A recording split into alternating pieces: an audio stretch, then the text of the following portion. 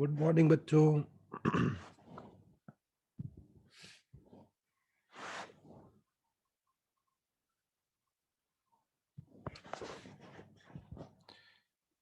एक मिनट में class start करते हैं ना, 1 मिनट वेट करना अभी।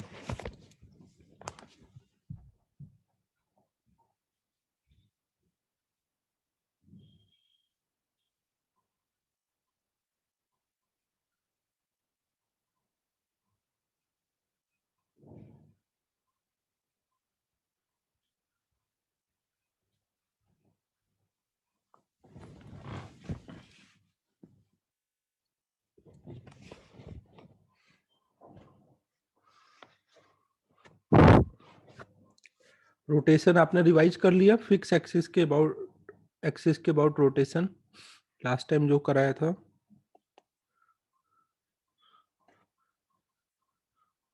कुछ समझ आया क्या हो रहा है?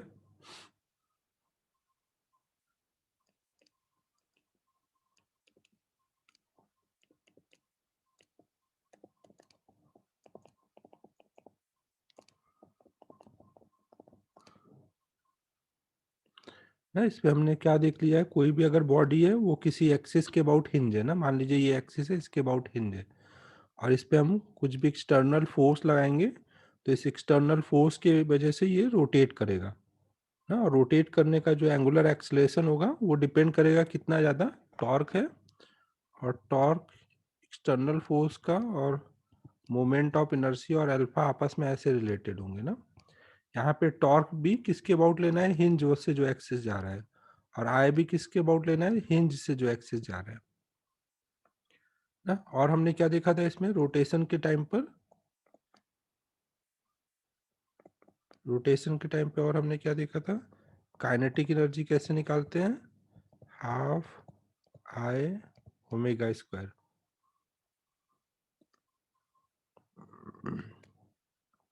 वर्क डन बाई टॉर्क कैसे निकालते हैं, torque into D theta integration. अगर टॉर्क कांस्टेंट है तो सीधे टॉर्क इंटू थीटा।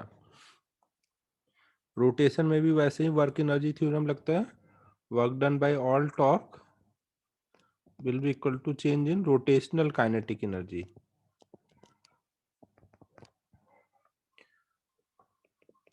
फिर जब भी कोई बॉडी रोटेट हो रही होगी तो उसके लिए अगर आप नेट एक्सटर्नल फोर्स देखोगे, नेट एक्सटर्नल फोर्स तो वो बराबर होगा एफ इंटू एम ए ना। यहाँ पे एक्सटर्नल फोर्स में ये फोर्स प्लस हिंज का फोर्स वो सब एक्सटर्नल फोर्स में आएगा ना। ठीक है, समझ रहे हो। F equal to M A अभी भी वैलिड होगा। ए किसका लेंगे, सेंटर ऑफ मास का। मोमेंटम अगर हमें निकालना होगा सिस्टम का तो मोमेंटम कैसे निकालते हैं, mass of system into velocity of centre of mass ना। ये सारे हमने फॉर्मूले देखे थे लास्ट टाइम और इस पे फिर प्रॉब्लम हम लोगों ने स्टार्ट किया था। तो इस पे अभी कुछ प्रॉब्लम और करने थे, वो हम लोग आज स्टार्ट कर रहे हैं। होमवर्क में डाउट लास्ट टाइम तो वही दिया था केवल आपको ना, सॉल्व एग्जांपल्स। बताओ क्या डाउट है। हाँ, रेडियस ऑफ गायरेशन पढ़ाना था। और हाँ, पहले रेडियस ऑफ गायरेशन ठीक है, अभी इलस्ट्रेशन बता के फिर कराता हूँ। इलस्ट्रेशन 17। हाँ, ये दोनों पढ़ा दूंगा अभी, 1 मिनट पहले इलस्ट्रेशन देख लेता हूँ।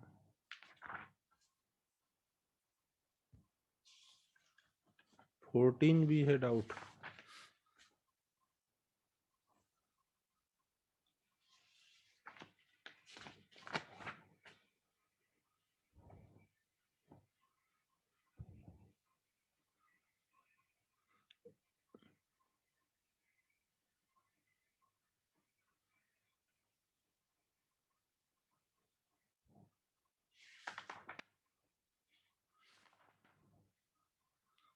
एट्थ का सी पार्ट,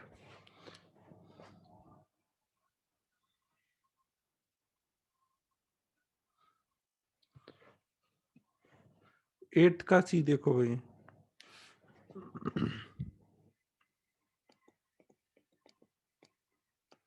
तो वो इलस्ट्रेशन 8 में क्या बोला जा रहा है कि a rectangular plate is in the x y plane, force F is applied at point B, find the moment of, ये एफ मिसप्रिंट हुआ है, मोमेंट ऑफ एफ अबाउट, तो आपको सी पार्ट चाहिए, एक्स एक्सिस, वाई एक्सिस है, z axis. Axis के about आपको torque निकालना है ना, तो आपने ओ के अबाउट जो निकाला था बस उसका कंपोनेंट ले लेना है, या फिर हमने उन्हें जो 4 केसेस देखे थे उनमें से जो केस है वो लगा दो।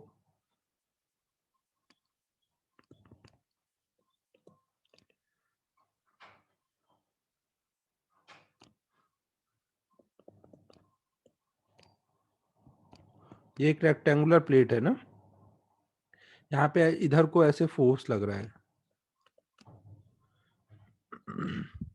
तो हमें एक्स एक्सिस के अबाउट अगर टॉर्क चाहिए, एक्स एक्सिस के अबाउट टॉर्क चाहिए, तो ये देखो फोर्स जो है ये किस में प्लेन में, एक्स वाई प्लेन में है ना, तो ये आगे जाके कहीं ना कहीं इसको कट कर देगा, तो एक्स एक्सिस के अबाउट टॉर्क कितना आएगा अगर फोर्स और एक्सिस इंटरसेक्टिंग होंगे।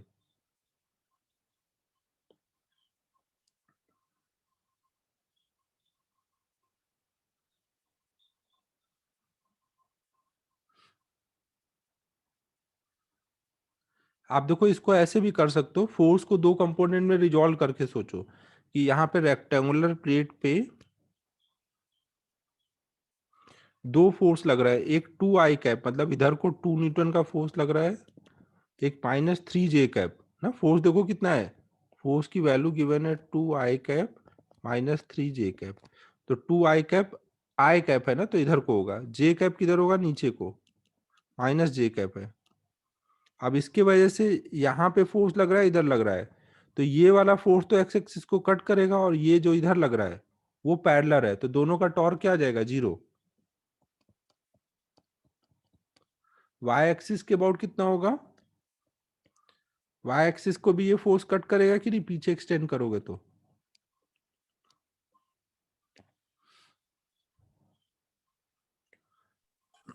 सर बट ये तो वो एक्सिस वाला केस है ना, तो इसमें बीच का डिस्टेंस इनटू फोर्स क्यों नहीं करेंगे टॉर्क के लिए? अब श्रेयस बहुत पीटूंगा, कितने केसेस पढ़ाए थे हम लोगों ने, इंटरसेक्टिंग वाला केस याद है तुझे, हाँ सर। ये इंटरसेक्ट करेगा कि नहीं करेगा ये बता मुझे, वाई एक्सिस को ये फोर्स इंटरसेक्ट करेगा कि नहीं, करेगा। तो फिर तू क्या बोलना चाह रहा है, इसमें स्क्यू लाइंस हैं क्या ये फोर्स और ये वाई एक्सिस यहाँ पर, नहीं। तो फिर जो वाला केस है वो केस से सॉल्व करना, और ऐसे कंपोनेंट में भी सोच सकता है, ये फोर्स क्या होगा, पीछे वाई एक्सिस को कट कर देगा, ये वाला वाई एक्सिस के पैरेलल है, तो पैरेलल होगा तो भी टॉर्क नहीं आएगा, और इंटरसेक्ट करेगा तो भी टॉर्क नहीं आएगा। सर बट वो फिर हम लेते हैं कि परपेंडिकुलर वो फोर्स। कब लेते हैं, वो कब लेते हैं, जब फोर्स और एक्सिस स्क्यू लाइन हो और परपेंडिकुलर हो, स्क्यू लाइन और परपेंडिकुलर, यहाँ पे जैसे इस फोर्स का देख रहे हो, ये क्या इसके एक्स एक्सिस के परपेंडिकुलर और उससे स्क्यू लाइन बना रहा है, स्क्यू लाइन मतलब क्या, नॉन पैरेलल नॉन इंटरसेक्टिंग, जब इंटरसेक्टिंग हो गया तो स्क्यू लाइन तो रहा ही नहीं ना,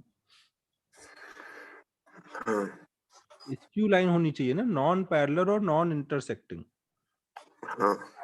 अब देखो जेड एक्सिस से जब सोचोगे, जेड एक्सिस तो क्या यहाँ पे बाहर को आ रहा है ना, जेड हाँ। एक्सिस यहाँ बाहर को आ रहा है, तो जब बाहर को आ रहा है तो ये और ये जैसे F2 लोगे तो वो कट नहीं कर रहा है, F1 भी उसको कट नहीं कर रहा है ना, परपेंडिकुलर है, ये और ये सब स्क्यू लाइंस बना रहे हैं जेड एक्सिस के साथ में। तो जो जेड एक्सिस के अबाउट है वहां पे जीरो नहीं होगा। हाँ, तो वहां पे आपको ऐसे परपेंडिकुलर डाल लेना है ना, उससे निकाल लो, या फिर कंपोनेंट लेके निकाल लो, कंपोनेंट में परपेंडिकुलर निकालना इजी पड़ेगा, ये 1 मीटर है, ये 2 मीटर है ना, ये जेड एक्सिस के अबाउट टॉर्क निकालना है, तो जेड एक्सिस के अबाउट F1 का टॉर्क निकालेंगे और F2 का टॉर्क निकालेंगे, F1 F2 उसके जो कंपोनेंट हैं, F1 का टॉर्क कितना आएगा, F1 ऐसे लग रहा है और जेड एक्सिस बाहर को है, तो फोर्स और एक्सिस के बीच का कॉमन परपेंडिकुलर, और F1 किधर घुमाएगा, ऐसे घुमाएगा ना, यहाँ फोर्स लगेगा तो ऐसे घूमेगी ना बॉडी, तो कितना हो जाएगा F1 का टॉर्क, 2 × 2 ना, मान लो इधर क्लॉकवाइज को प्लस लिख रहे हैं और एंटी क्लॉकवाइज को माइनस, फिर F2 देखो, F2 इधर को लग रहा है तो वो भी ऐसे ही घुमाएगा ना, इस एक्सिस के अबाउट अगर यहाँ फोर्स लगाओगे तो बॉडी ऐसे घूम जाएगी ना, तो F2 और एक्सिस, ये एक्सिस बाहर को है ना, दोनों परपेंडिकुलर इस क्यू लाइन है, कॉमन परपेंडिकुलर कितना है 1, ये भी क्लॉकवाइज है, तो टोटल हमारा 7 आ गया ना। और ये किधर को घूम रहा है, अंदर को ना। अगर ये अंदर को घूम रहा है तो हम इसका डायरेक्शन कैसे बताएंगे वेक्टर फॉर्म में, इधर को राइट हैंड के फिंगर्स कर्ल करो। अगर आप राइट हैंड के फिंगर्स ऐसे कर्ल करो तो थंब देखो किधर जा रहा है, अंदर को, अंदर को जा रहा है, मतलब डायरेक्शन क्या बोलोगे, माइनस के कैप ना। जेड एक्सिस बाहर को है ना, अंदर को अगर आएगा तो माइनस के कैप।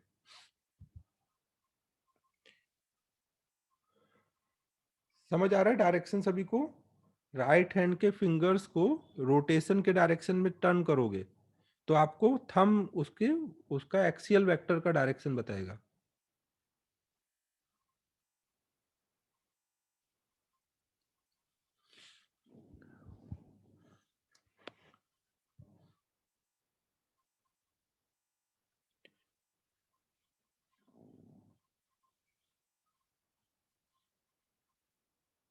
हाँ, थंब ऊपर से आ रहा है तो नीचे को जा रहा है ना। थंब का जो हेड है वो किधर जा रहा है, नीचे को।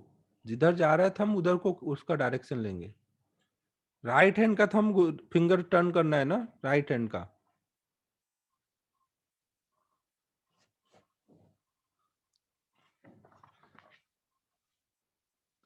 19 देखो फिर।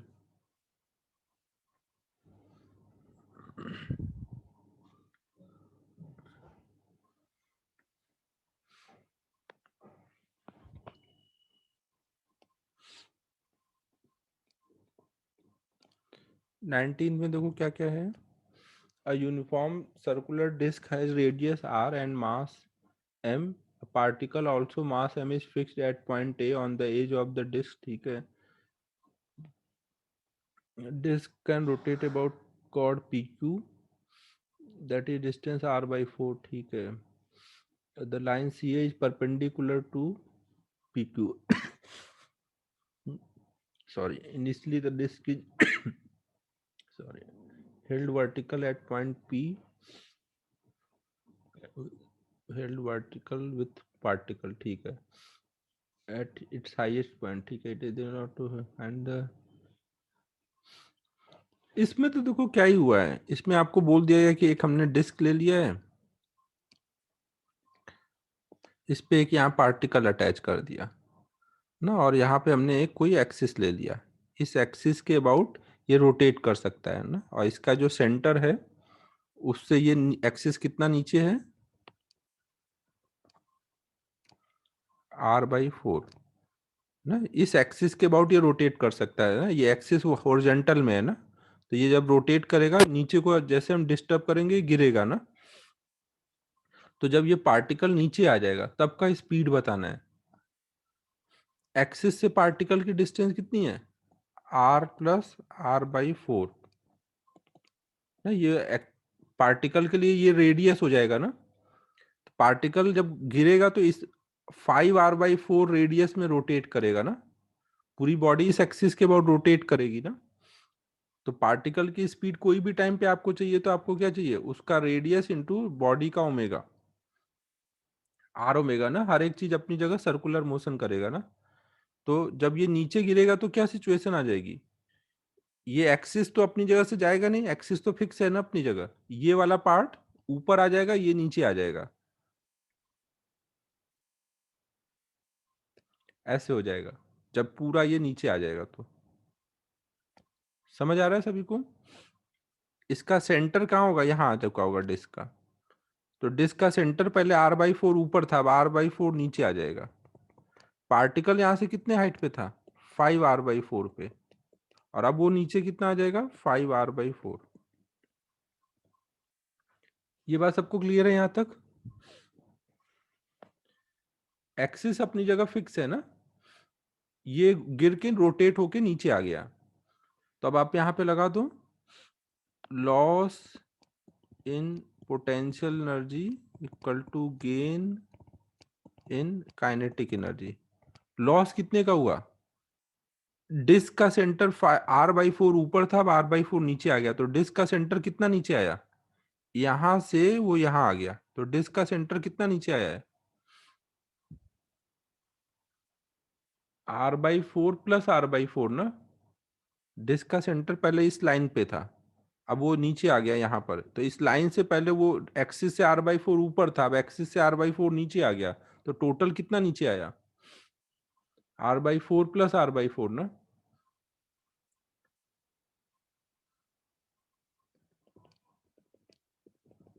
r/4 प्लस r/4 टोटल कितना नीचे आया?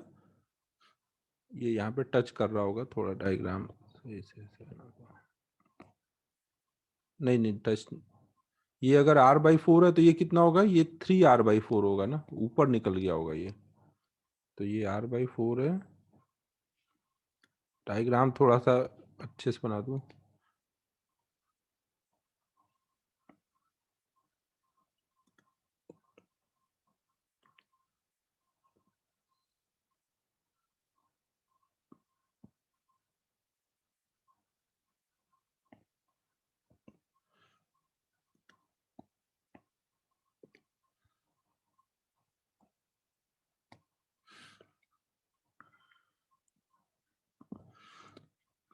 नहीं ये देखो पूरा ये r था ना, ये अगर r/4 है तो ये 3r/4 था, तो 3r/4 क्या होगा? ये r/4 वाली लाइन से ऊपर जा तक जाएगा ना। तो टोटल कितना नीचे आया? r/4 सेंटर पहले ऊपर था फिर नीचे आ गया, तो r/2 नीचे आया है, तो लॉस कितना हुआ? mgr/2 प्लस पार्टिकल कितना नीचे आया? पार्टिकल एक्सिस से पहले 5r/4 ऊपर था, फिर वो 5r/2 नीचे आ गया, तो पार्टिकल कितना नीचे आया? पार्टिकल कितना नीचे आ गया?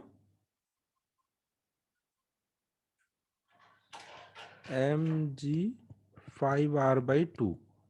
नहीं ये टोटल पोटेंशियल एनर्जी का लॉस हुआ, ये लॉस बराबर किसके कर देंगे?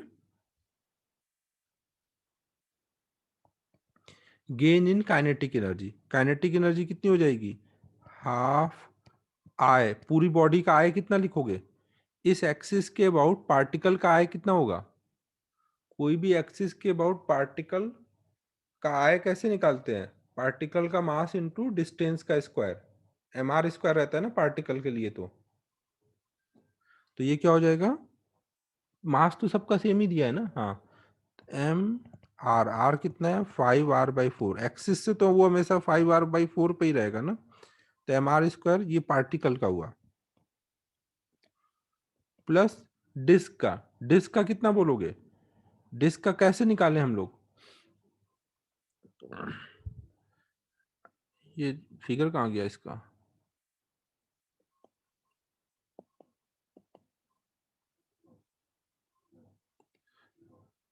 डिस्क का हम कैसे निकालेंगे यहाँ पर? डिस्क का देखो, हमें इसके डायमीटर के अबाउट तो पता होगा ना, डायमीटर के अबाउट कितना रहता है डिस्क का?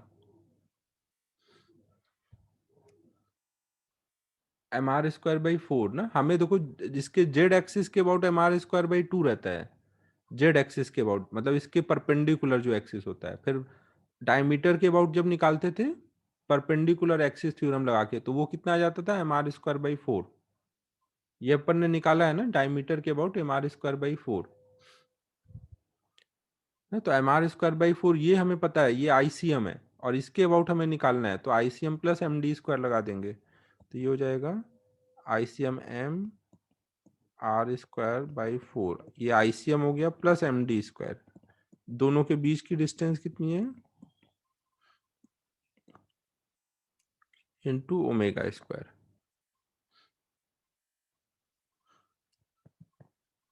ना तो ये कितना कितना आ जाएगा? हाफ mr², सब जगह आया वो कॉमन हो जाएगा, यहाँ पे आ जाएगा 25/16, यहाँ पे आ जाएगा 1/4, यहाँ आ जाएगा 1/16 ना। 16 यहाँ पे ऊपर नीचे 4 से मल्टीप्लाई कर लो तो यहाँ पे भी 16 हो जाएगा ना। अब इसको सॉल्व करोगे तो आपको ओमेगा आ जाएगा, ओमेगा आ जाएगा तो फिर पार्टिकल की स्पीड निकालनी है, तो v = r ω में डाल देना।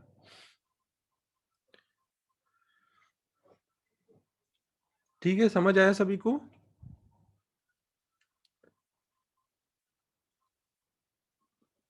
आय निकालना है तो डिस्क के लिए हमने ICM प्लस MD स्क्वायर लगाया।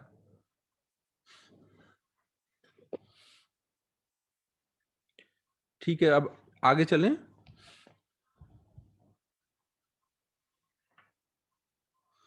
अब वो एक रेडियस ऑफ गायरेशन कराना है, सेंटर ऑफ ग्रेविटी कराना है। अभी तो मैं, ठीक है, दोनों अभी करा ही देते हैं पहले। चलो अब ये पहले नोट कर लो, radius of gyration, radius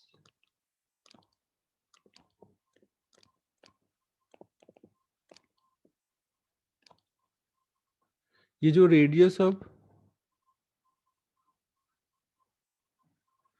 Shreyas जो सम कराए गए उनको ही अच्छे से कर लो। अभी और सम कराऊंगा लेकिन अब वो हिंज वाले नहीं कराऊंगा, अब वो पुली वाले अभी कुछ करने हैं।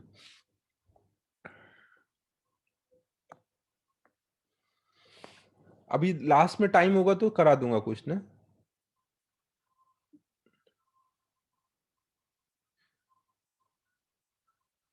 लास्ट में कुछ कराता हूँ। अच्छा, पहले जो पुली वाला है वो करा लें तो फिर और करा दूंगा।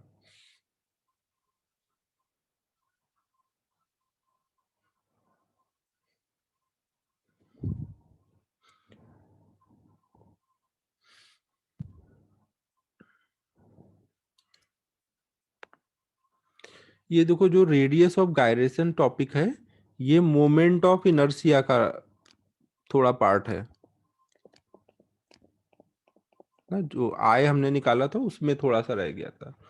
मोमेंट ऑफ, ये रेडियस ऑफ गायरेशन कुछ भी ऐसा नया कोई बहुत बड़ा कॉन्सेप्ट नहीं है, सिंपल सी बात है। देखो ये क्या बोलता है, जैसे आप कोई भी बॉडी है, उसका आपने किसी एक्सिस के अबाउट आय निकाला, तो रेडियस ऑफ गायरेशन बोलता है कि अगर हम पूरी की पूरी बॉडी को एक पॉइंट मास बना दे, पूरा ये एम मास है, तो अगर हम इसको पॉइंट मास बना दें तो इस सेम एक्सिस ऑफ रोटेशन से कितनी दूरी पे हम रखें, सो दैट कि इस पॉइंट मास का मोमेंट ऑफ इनर्शिया सेम रहे जो इस पूरी बॉडी का इस एक्सिस के अबाउट था।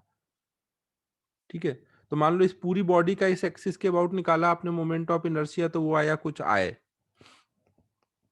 या आपने पूरी बॉडी का किसी तरह से निकाला तो इस एक्सिस के अबाउट आया। फिर आपने इसको पॉइंट मास बना के कहीं के डिस्टेंस पे रख दिया, और अगर इस बार भी मोमेंट ऑफ इनर्शिया वही सेम आया जो पहले आया था, तो के को आप बोलोगे radius of gyration. Radius of gyration क्या है? ये वो हाइपोथेटिकल डिस्टेंस है, हाइपोथेटिकल ना, क्योंकि पार्टिकल तो है नहीं बॉडी, बॉडी तो सच में है वहां पर। तो ये वो हाइपोथेटिकल डिस्टेंस है जिसपे हम पूरी की पूरी बॉडी को पॉइंट मास बना के रख देंगे, सो दैट कि सेम मोमेंट ऑफ इनर्शिया आए जो कि जब हम बॉडी कंसीडर किए थे तब आया था। ठीक है, समझ आ रहा है सभी को क्या बोल रहा हूँ? हाँ, तो इसको हम डिफाइन कैसे करेंगे? Radius of gyration is distance from axis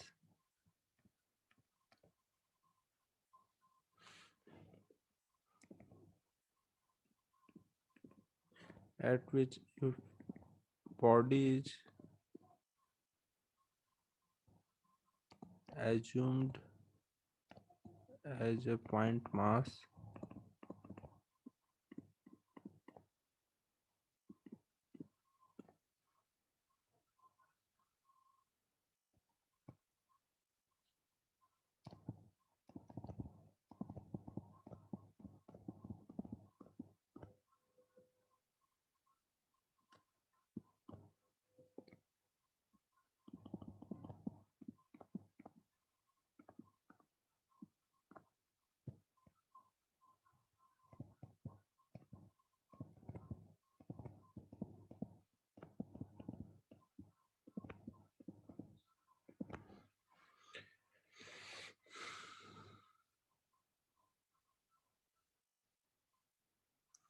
note कर लो इसको।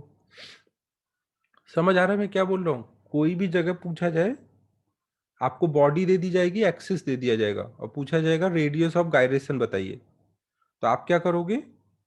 आय निकालोगे और एम के स्क्वायर के इक्वल कर दोगे। तो k की वैल्यू आ जाएगी।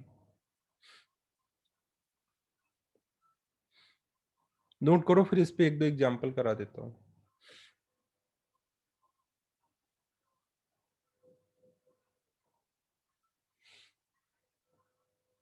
रेडियस ऑफ गायरेशन को हम लोग नॉर्मली के सिंबल से डिनोट करते हैं।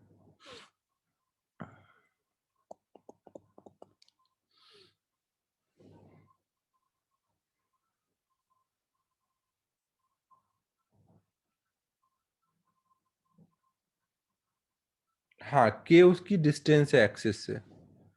ये रेडियस ऑफ गायरेशन क्या है, वो एक डिस्टेंस होती है। कौन सी डिस्टेंस? जहां पे आप पूरी की पूरी बॉडी को एक पॉइंट मास बना के रख सकते हो। और रखने में बस कंडीशन क्या है कि यहां से मोमेंट ऑफ इनर्शिया निकालो या फिर यहां से मोमेंट ऑफ इनर्शिया निकालो, दोनों जगह से वो सेम आना चाहिए, तभी आप इसको के रेडियस ऑफ गायरेशन बोल सकते हो।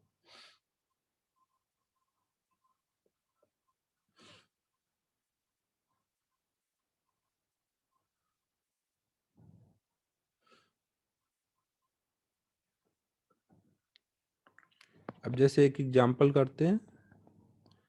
कोई रॉड है, उसके एंड से एक्सिस जा रहा है। रॉड का मास m है, लेंथ l है। तो आपको एक तो बॉडी दे दी जाएगी, एक्सिस दे दिया जाएगा, और पूछा जाएगा कि रेडियस ऑफ गायरेशन बताइए इस एक्सिस के अबाउट ना, आपको k बताना है। तो आप क्या करोगे, यहां से मोमेंट ऑफ इनर्शिया निकालोगे और बॉडी को पॉइंट मास बना के वहां से निकालोगे और दोनों इक्वेट कर दोगे ना। तो आप अगर रॉड को एक पॉइंट मास बनाओगे तो कुछ मान लिया k डिस्टेंस पे रखा है हमने। अब यहां से हमने निकाला तो I कितना आया, ml²/3। और यहाँ दूसरे वाले इक्वेशन से निकाला तो वो कितना आया, mk²। ना, दोनों को इक्वेट कर देना है।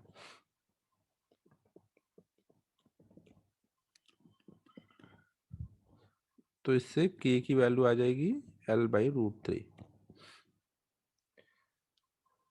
तो ये काम हम लोग डायरेक्ट ही ध्यान रखेंगे ना कि यहाँ पे हम ये वाला I लिख देंगे और k इक्वल टू क्या होगा, आपको I ऊपर से लिखना है जिस एक्सिस के अबाउट चाहिए, I अपॉन में यहाँ से नीचे k m ना। I आपको निकाल लेना है, फिर m इधर लाके अंडर रूट कर लेना है। तो हम डायरेक्ट जब भी k पूछा जाता है √I/m फॉर्मूला लगा देते हैं, या तो फॉर्मूला लगाओ या ऐसे निकाल के इक्वेट करके कर लो। ठीक है, समझ आ रहा है?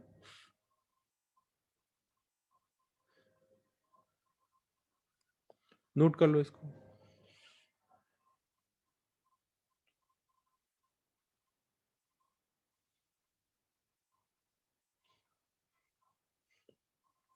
अगर कभी आपको मास दिया है और रेडियस ऑफ गायरेशन दिया है तो I कैसे निकालोगे? मास दिया और k दिया है तो डायरेक्ट I निकालने के लिए क्या फॉर्मूला लगाओगे, I = mk²।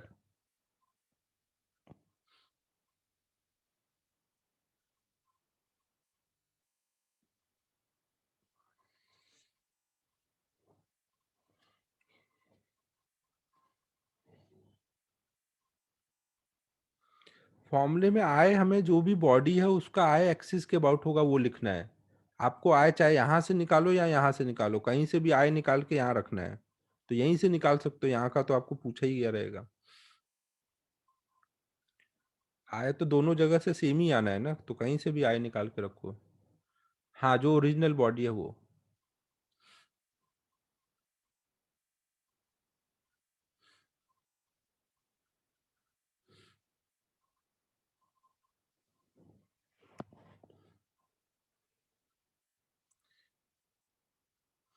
यहाँ का I डालोगे तो mk² डालोगे, फिर से k इक्वल टू k आ जाएगा ना, यहाँ से ही डालोगे तभी k की वैल्यू आएगी।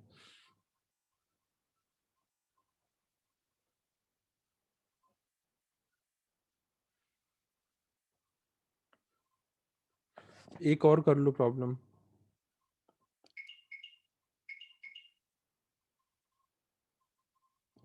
सपोज कोई रिंग है और उसके टेंजेंट के अबाउट यहाँ पे एक एक्सिस लिया गया है जो इसके प्लेन में टेंजेंट है, और इसके अबाउट हमें k चाहिए। रिंग का मास कुछ m ले लो, रेडियस r। मास तो ऐसे कट जाएगा, r बस दिया जाना चाहिए।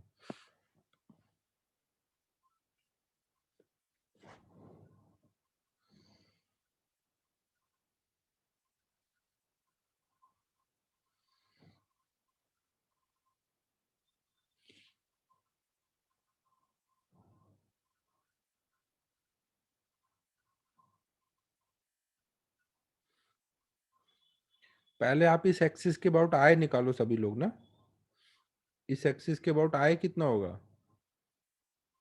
हाँ, हमें पता है कि जो डिस्क होता है, रिंग होता है, रिंग के इस एक्सिस के अबाउट जो इसके प्लेन के परपेंडिकुलर है और जेड और बाहर को जा रहा है ना, उसके अबाउट रिंग के लिए आय का फॉर्मूला क्या होता है, एम आर स्क्वायर। तो हमें पहले तो इसके डायमीटर के अबाउट निकालना पड़ेगा। डायमीटर के अबाउट कितना आ जाएगा, डायमीटर के अबाउट कितना आ जाता था, दो डायमीटर लोगे एक्स एक्सिस और वाई एक्सिस, दोनों का सम बराबर होगा जेड एक्सिस। तो डायमीटर के अबाउट आ जाएगा एम आर स्क्वायर बाई 2। अब हम इन दोनों को लेकर के ये वाला आय निकालेंगे पैरेलल एक्सिस थ्योरम लगा के, और ये सेंटर ऑफ मास से जा रहा है तो इसको आईसी हम ले लेंगे ना। तो अब हमारा ये जो टेंजेंट के अबाउट आई है, आई अबाउट टेंजेंट कितना हो जाएगा, ICM plus M D square. ICM ये वाला लेंगे, हमेशा ध्यान रखो जैसा ये एक्सिस है वैसा ही पैरेलल एक्सिस आपको सेंटर ऑफ मास से पास कराना है, और उसके अबाउट पहले आई फाइंड करना है, फिर पैरेलल एक्सिस थ्योरम लगाना है।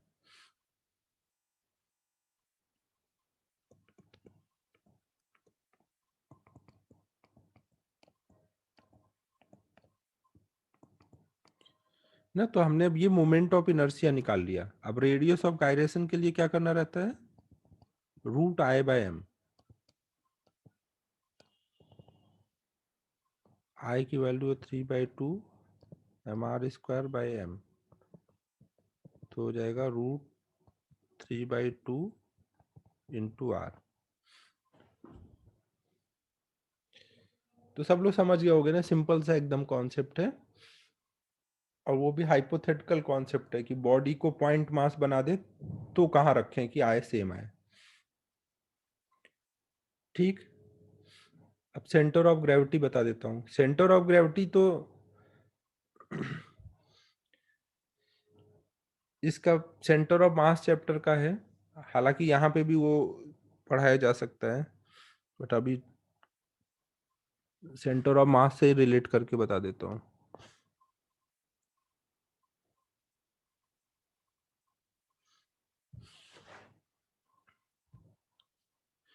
हाँ, ये आप सेंटर उसमें लिख लेना ना,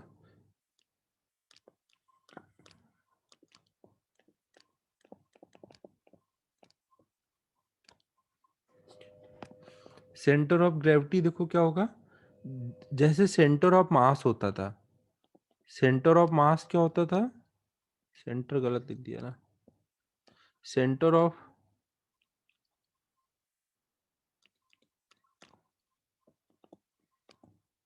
मास क्या होता था, कोई भी सिस्टम है, कई सारे पार्टिकल है, तो हम सारा का सारा मास किस पॉइंट पे रख सकते हैं, वो हमारा सेंटर ऑफ मास होता था ना। बॉडी डिस्क्रीट पार्टिकल सिस्टम हो सकता था या कोई कंटिन्यूअस बॉडी, तो उसका सारा का सारा मास हम कहाँ पे रखते थे ना, तो वो हमारा जो फॉर्मूला रहता था R C M equal to,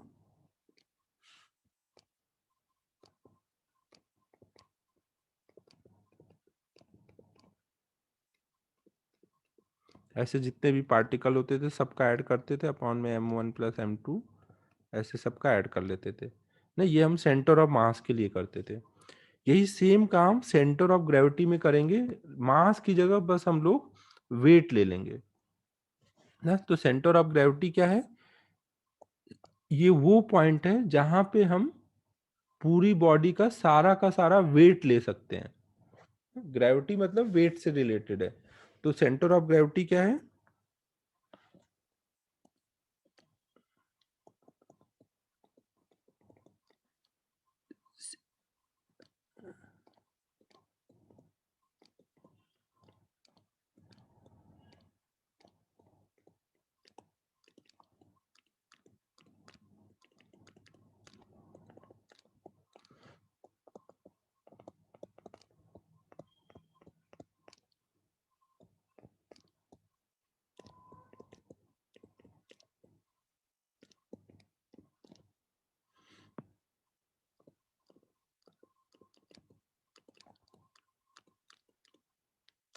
जहाँ पे हम सारा का सारा वेट एज्यूम कर सकते हैं।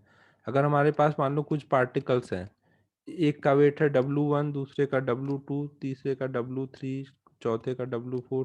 W कैसे निकालते हैं, वेट कैसे निकालते हैं, मास इंटू जी करके।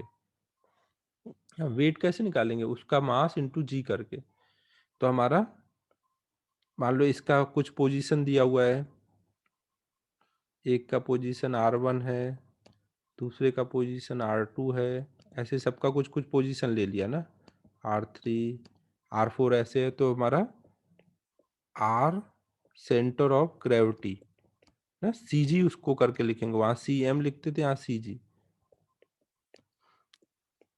R1W1 बस जो फॉर्मूला होता था, M1R1 की जगह बस अब यहाँ पे क्या हो जाएगा, हर जगह W हो जाएगा मास की जगह। W1R1 प्लस W2R2, ऐसे सबके लिए करते जाएंगे अपॉन में टोटल वेट।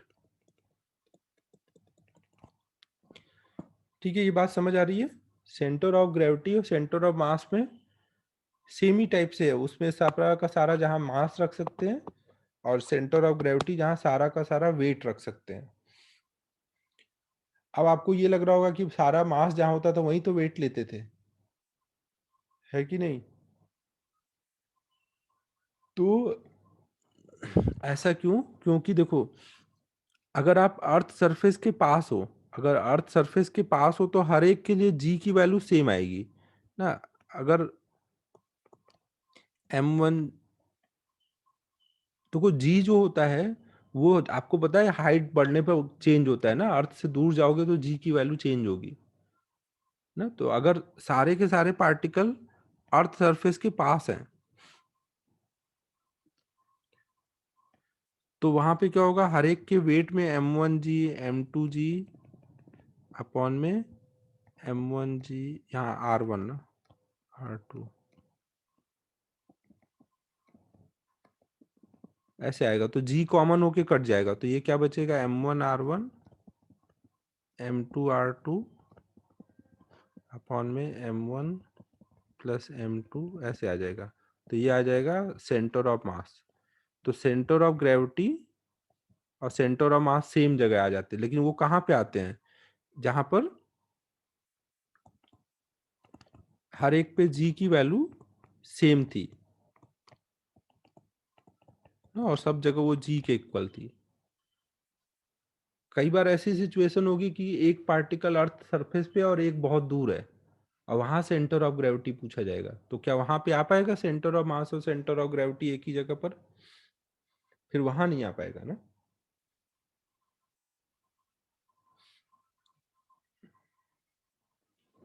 अर्थ सरफेस के पास पे सेंटर ऑफ मास और सेंटर ऑफ ग्रेविटी कोइंसाइड करेंगे। तो हम तो अभी तक जो भी बॉडी लेते थे वो तो अर्थ सरफेस पे लेते थे, जो भी पार्टिकल लेते थे सब अर्थ सरफेस के पास लेते थे, इसलिए हम लोग हमेशा सेम जगह ले लेते थे दोनों को ना। आगे ग्रेविटेशन चैप्टर जब पढ़ेंगे वहां पे हम अलग अलग जगह लेंगे, वहां पे इसकी जरूरत पड़ेगी। बहुत ज्यादा कोई खास इस पे कुछ आता नहीं है, बस ऐसा पूछा जा सकता है इसलिए मैंने बता दिया। यहाँ पे ये पॉइंट लिख लेते हैं, if G is same at all mass of system, then एक मिनट, then center of mass and center of gravity will be at same place।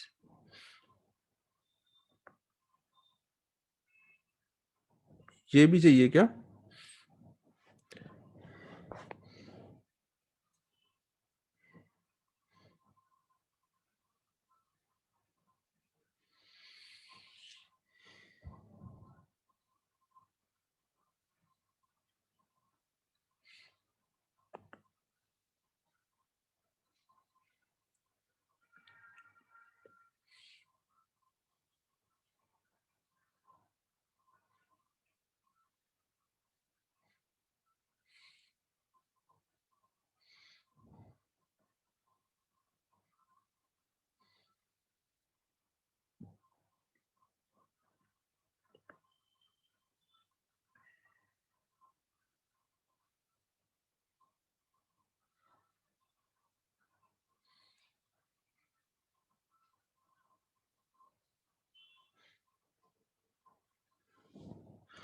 ये यहाँ पे R1 ऊपर लिखा है ना, ये बगल में लिखना है ना, मल्टीप्लाई है ये, यहाँ पे मिस हो गया तो ऊपर लिख दिया था।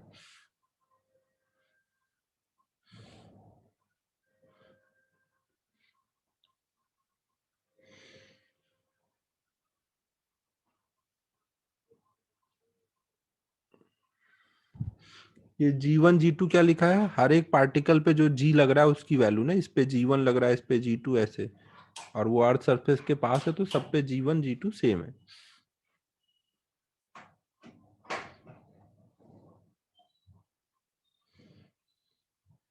ठीक है, सेंटर ऑफ ग्रेविटी सबको समझ आ गया है।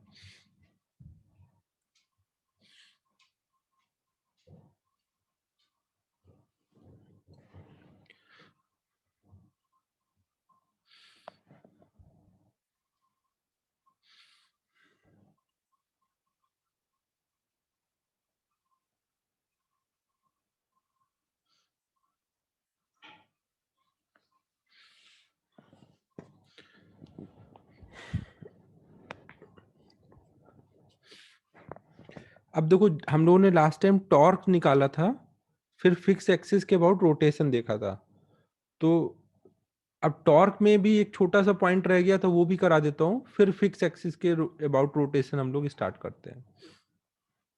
टॉर्क में हमने एक केस मिलेगा couple, torque due to couple.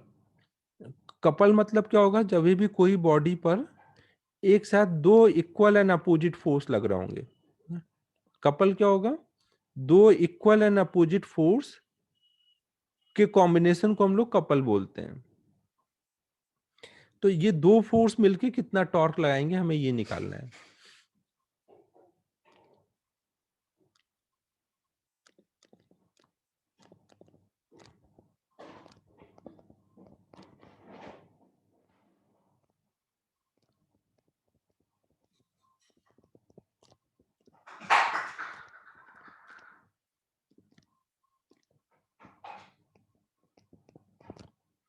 मान लो आप इसके यहाँ पे सेंटर ऑफ मास के अबाउट इनका टॉर्क निकाल रहे हो, यहाँ से एक्सिस पास हो रहा है ना स्क्रीन के परपेंडिकुलर, तो इस फोर्स का टॉर्क चाहिए तो आप क्या करोगे, ये वाली डिस्टेंस ले लोगे, ये मान लो कुछ d1 है, और इस फोर्स का टॉर्क चाहिए तो ऐसे इसको एक्सटेंड करोगे, ये वाली डिस्टेंस ले लोगे, ये मान लो कुछ d2 है। F1 भी क्या होगा, इस एक्सिस के अबाउट ऐसे घुमाएगा, F2 भी क्या होगा, इस एक्सिस के अबाउट ऐसे घुमाएगा, तो टॉर्क कितना आ जाएगा यहाँ पे, torque due to F1 plus torque due to F2। F1 का टॉर्क कितना आ जाएगा, F1 इंटू डी, और ये किधर को है, एंटी क्लॉकवाइज ना, ये एंटी क्लॉकवाइज घुमा रहा है, ये भी एंटी क्लॉकवाइज घुमा रहा है, तो एंटी क्लॉकवाइज को हम लोग प्लस लिख दे रहे हैं ना, दोनों का एंटी क्लॉकवाइज है। F1 F2 हमें पता है दोनों की वैल्यू कितनी है, F1 F2 दोनों की वैल्यू हमारी कितनी है, F है, तो यहाँ पे F इंटू D1 आ गया, यहाँ पे भी F इंटू D2 आ गया, तो F कॉमन हो जाएगा, ये आ जाएगा। हाँ हाँ सलोनी, अगर कंटिन्यूअस बॉडी बहुत बड़ी नहीं है, अर्थ सरफेस के पास में ही है वो, तो सेंटर ऑफ ग्रेविटी और सेंटर ऑफ मास सेम होगा ना। अगर हमने जैसे ये अर्थ लिया, अर्थ के पास में एक रॉड रखा है, छोटा रॉड है तो उसका सेंटर ऑफ मास और सेंटर ऑफ ग्रेविटी एक ही जगह होगा, लेकिन बहुत बड़ा रॉड ले लिया, मान लो अर्थ के रेडियस के बराबर, तो अब इसके इधर वाले पार्ट पे जी अलग लगेगा, इधर जी अलग लगेगा, फिर सेम नहीं होगा। बॉडी छोटी होगी तो वहां पर सेंटर ऑफ मास और सेंटर ऑफ ग्रेविटी कॉन्साइड करेंगे। समझ आ रहा है मैं क्या बोल रहा हूँ। हाँ भावेश, हाइपोथेटिकल बॉडी हमने मान लिया, कॉन्सेप्चुअली अभी हम लोग बात कर रहे हैं, तो हम मान, बॉडी तो कैसी भी मिल सकती है ना, हो सकता है कोई बड़ा रॉड कहीं से स्पेस से घूमता हुआ आ जाए, तो ये क्या हो जाएगा, F कॉमन हो जाएगा, D1 plus D2, D1 plus D2 इनके बीच की डिस्टेंस मान लो कुछ D है, तो ये हो जाएगा F इंटू डी। ठीक है, समझ आया सभी को। तो हमें देखो टॉर्क निकालना था, तो टॉर्क का फॉर्मूला क्या आया, फोर्स इनटू फोर्स के बीच की डिस्टेंस, कोई एक फोर्स ले लो और उनके बीच की डिस्टेंस। कपल का टॉर्क निकालना है तो हम कैसे निकालेंगे, फोर्स इनटू फोर्स के बीच की डिस्टेंस। अब यहाँ पे एक चीज और देख लेते हैं, मान लो अगर ये सेम बॉडी है, एक फोर्स यहाँ F1 लग रहा है और एक फोर्स यहाँ F2 लग रहा है, अगर हम पॉइंट चेंज कर दें, कोई और पॉइंट ले ले ना, मान लो ये थोड़ा सा अच्छे से और डायग्राम दिखा देता हूँ। मान लो ये फोर्स कहीं यहाँ लग रहा था ना, F1 F2, इनके बीच की डिस्टेंस D थी। मान लो मैं कहीं पे भी एक्सिस ले लूँ, मान लो कहीं यहाँ हमने एक्सिस ले लिया और इसके अबाउट इनका टॉर्क निकालें, और ये डिस्टेंस मान लेते हैं कुछ D1 है, यहाँ एक्सिस लिया है ना स्क्रीन के परपेंडिकुलर, यहाँ एक्सिस है, और ये D2 है। हो सकता है आप यहाँ पे इसको कोई मासलेस थ्रेड से अटैच करके घुमा रहे हो, ये एक्सिस के अबाउट ना, कुछ ऐसा अटैच करके घुमा सकते हो ना, कैसा भी हो सकता है कुछ ऐसा। तो अब देखो जब हम F1 का टॉर्क लेंगे तो F1 उसको ऐसे घुमाएगा नीचे को, और F2 उसको इधर को घुमाएगा ऐसे, तो नेट टॉर्क कितना आएगा, torque of F1 torque of F2, torque of F1 कितना होगा, ये एंटी क्लॉक, ये क्लॉकवाइज है ना, ये एंटी क्लॉकवाइज है, कोई एक को प्लस लेना है, जैसे यहाँ एंटी क्लॉकवाइज को प्लस लिया है तो वही यहाँ पे भी करेंगे, तो इसको प्लस लेंगे और इसको माइनस, ये वाला हो जाएगा माइनस F इंटू D1 और दूसरा हो जाएगा प्लस F इंटू D2, तो आ जाएगा F D2 minus D1। D2 minus D1 कितना आएगा, ये D2 है ये D1 है D, तो फिर से देखो टॉर्क कितना आया F इंटू डी। तो ये एक इंपॉर्टेंट पॉइंट है कि कपल का टॉर्क हमेशा F इंटू डी आएगा हर केस में, चाहे एक्सिस कहीं पे भी लो आप। तो इसलिए आपको एक्सिस मेंशन करने की जरूरत नहीं होती कपल के टॉर्क में कि वो किसके अबाउट निकालना है। कभी भी पूछा जाए कपल का टॉर्क निकालो तो सीधे फोर्स इंटू फोर्स के बीच की डिस्टेंस। ठीक है, समझ आ रहा है मैं क्या बोल रहा हूँ।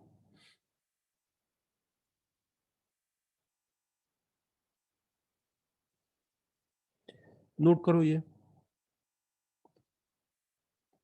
ये आगे कई जगह यूज होगा। कपल का टॉर्क में बोलूंगा निकालो तो आप तुरंत बोलते हो एक्सिस किधर है ना, याद रखना ना, एक्सिस बताने की जरूरत नहीं है कपल के टॉर्क के लिए।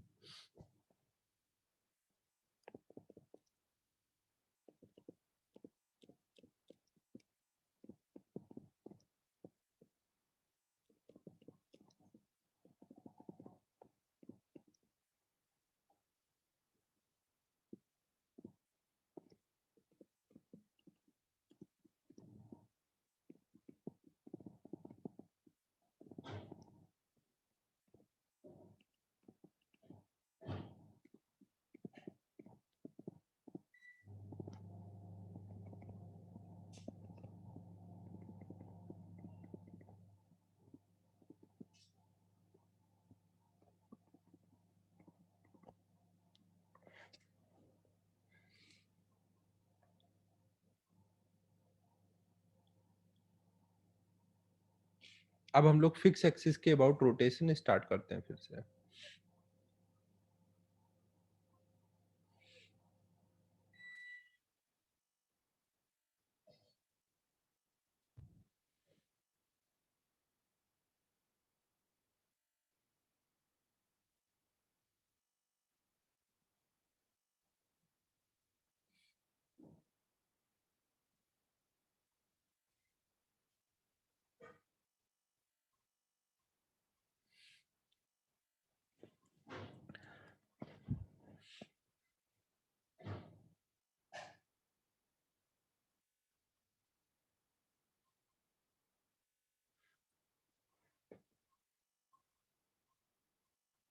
एमटी में अब जो फिक्स एक्सिस के अबाउट रोटेशन है आज जितना हुआ है वहीं तक आएगा, उसमें भी मोस्टली मोमेंट ऑफ इनर्शिया से आएगा, इधर वाले सेक्शन से कम आएगा। हाँ लगभग नहीं है, कुछ नहीं है इधर से, वैसे तो मोमेंट ऑफ इनर्शिया तक ही मेनली है, एक दो रोटेशनल काइनेटिक एनर्जी वगैरह निकालने पे हैं बस।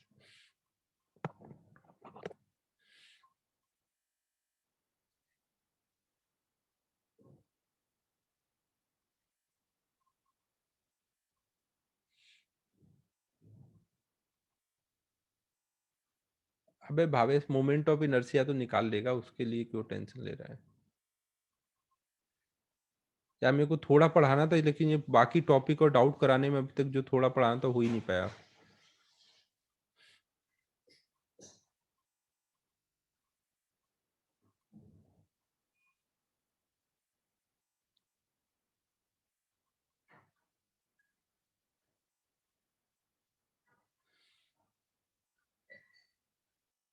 पढ़ ही लेते हैं, 1 घंटा और है, क्या ही फर्क पड़ता है।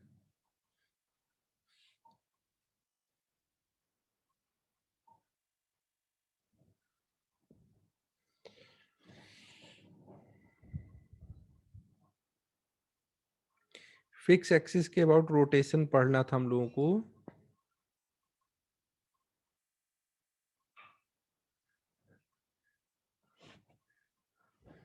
चलो बातें नहीं, फिर भावेश टाइम नहीं वेस्ट करते हैं अपन, एक एक सेकेंड इंपॉर्टेंट है तो थोड़ा पढ़ लेते हैं हम लोग। तो देखो, हम लोगों को पुली वाले प्रॉब्लम करने हैं, जो हमने जैसे लॉज ऑफ मोशन में देखा था। लॉज ऑफ मोशन के टाइम में हम देखो पुली को कैसे लेते थे, ये जो भी हम पुली लेते थे वहां पे क्या क्या होता था, एक तो हम उसको मासलेस लेते थे उस टाइम पर, और उसको फ्रिक्शन लेस लेते थे, स्मूथ लेते थे। मासलेस लेने की वजह से क्या होता है, अगर कोई बॉडी का मास ही नहीं है तो उस पर नेट फोर्स कितना होगा? अगर कोई बॉडी का मास ही नहीं है तो फोर्स जीरो होगा, तो उस पर हम फोर्स जीरो कर देते थे। फोर्स जीरो का मतलब क्या हुआ, जैसे ये पुली है, इसके इधर इधर से स्ट्रिंग गई है और एक बीच से स्ट्रिंग गई है, तो अगर यहाँ पे टेंशन टी है, इधर टेंशन टी है, तो इधर 2T कर देते थे ताकि नेट फोर्स जीरो हो जाए ना। और अगर फ्रिक्शन लेस लेते थे, फ्रिक्शन लेस की वजह से क्या होता था कि पुली अपनी जगह फिक्स रहती थी। अब जैसे इसके ऊपर से ये स्ट्रिंग गई है, तो पुली इसके ऊपर से स्लिप करके जाती थी, लेकिन ये पुली घूमती नहीं थी, पुली अपनी जगह रुकी रहती थी ना, क्योंकि फ्रिक्शन नहीं है ना, तो स्ट्रिंग स्लिप करके निकल जाती थी। तो इसमें जो स्ट्रिंग होती थी उसमें पुली कुछ करता नहीं था ना, उसको रोकता भी नहीं था, सपोर्ट भी नहीं करता था, बस वो उसके ऊपर से पास करके जाती थी। तो दोनों साइड का टेंशन वहां पे हमेशा सेम होता था ना। पुली अगर स्मूथ है तो दोनों साइड का टेंशन हमेशा सेम होगा। पीछे हम यही करते थे ना, हमेशा इधर पूरी स्ट्रिंग का टेंशन सेम लेते थे, इधर और इधर सेम लेते थे ना। अब हम इस चैप्टर में पुली को मास भी देंगे, फ्रिक्शन भी देंगे ना। मास और फ्रिक्शन वाली पुली लेंगे अब। जैसे आपने वेल वगैरह से देखा होगा, पानी खींचने के टाइम पर वेल में जो पुली लगी रहती है वो घूमती है ना, जब स्ट्रिंग उसके ऊपर से पास होती है तो वो घूमती है, क्योंकि वहां पे मास भी होगा और फ्रिक्शन भी होगा ना। ये तो आइडियल केस था, ये जो हमने एलओएम में पढ़ा।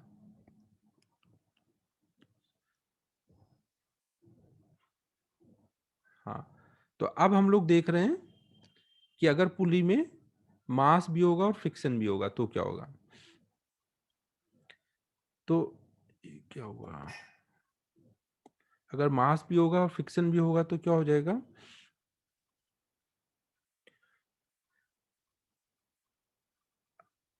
ना। अब हम जो पुली लेंगे उसका मास भी जीरो नहीं होगा और म्यू भी जीरो नहीं होगा ना। मास और फ्रिक्शन वाली पुली लेंगे, उसको कोई एक जगह हिंज कर देंगे ना, ये एक तरह से डिस्क है ना, पुली मतलब डिस्क। और उसको उसके सेंटर के अबाउट एक्सिस जो पास हो रहा है उसके अबाउट अगर हम स्ट्रिंग पास करके घुमा रहे हैं इस एक्सिस के अबाउट, तो ये सब चीजें देखनी है। मान लो एक पुली के ऊपर से ऐसे कुछ स्ट्रिंग पास हो रही है, स्ट्रिंग का केवल इतना पार्ट ही कांटेक्ट में है, इतना पार्ट ना। स्ट्रिंग को आप कई बार इस पे रैप कर सकते हो, थोड़ा सा पार्ट टच करा के ऐसे निकाल सकते हो, कई सारे पॉसिबिलिटी है ना। तो अभी हमने माना कि स्ट्रिंग का कुछ थीटा पार्ट पुली के साथ कांटेक्ट में है, एक साइड का टेंशन इसमें T1 है, एक साइड का T2 है ना? एक साइड का टेंशन T1 है, एक साइड का स्ट्रिंग का टेंशन T2 है ना। जब भी फ्रिक्शन आ जाएगा तो वहां पे दोनों साइड के टेंशन में, मान लो एक साइड बड़ा है दूसरा साइड छोटा है, तो बड़ा वाला टेंशन छोटे वाले टेंशन से ऐसे रिलेटेड होता है, इसका ये सब सिलेबस का पार्ट नहीं है, इसलिए मैं डिराइव नहीं कर रहा हूँ, डायरेक्ट बस फॉर्मूला बता दे रहा हूँ। अगर पुली में फ्रिक्शन है तो वहां पे छोटा वाला टेंशन और बड़े वाले टेंशन आपस में ऐसे रिलेटेड होंगे। अगर यहाँ पर म्यू जीरो हो जाए, पुली स्मूथ हो जाए, अगर म्यू जीरो हो जाएगा तो क्या हो जाएगा, T1 equal to T2 into ई के पावर जीरो, मतलब T2 है, जो ये वाला केस होता है।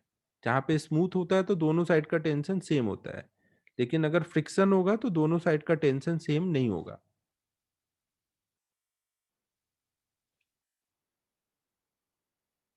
ये बात समझ आ रही है?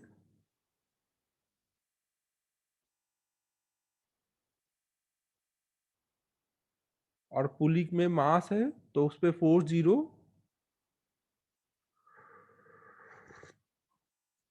फॉर्मूला तो हम लोग डिराइव कर सकते हैं, बट वही ये सिलेबस में नहीं है, इसलिए मैं डिराइव नहीं कर रहा हूं।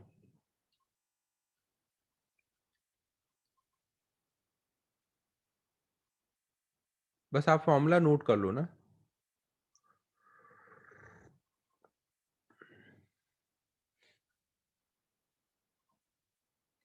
कोई जरूरत है नहीं इसको याद रखने की, क्योंकि कभी पूछा नहीं जाता, ये सिलेबस में है नहीं। बट आपको समझाने के लिए बस मैंने बताया कि म्यू जीरो हुआ तब टेंशन सेम आया, म्यू जीरो नहीं है तो टेंशन अलग अलग होगा। ये समझाने के लिए बस मैंने फॉर्मूला लिख के समझाया।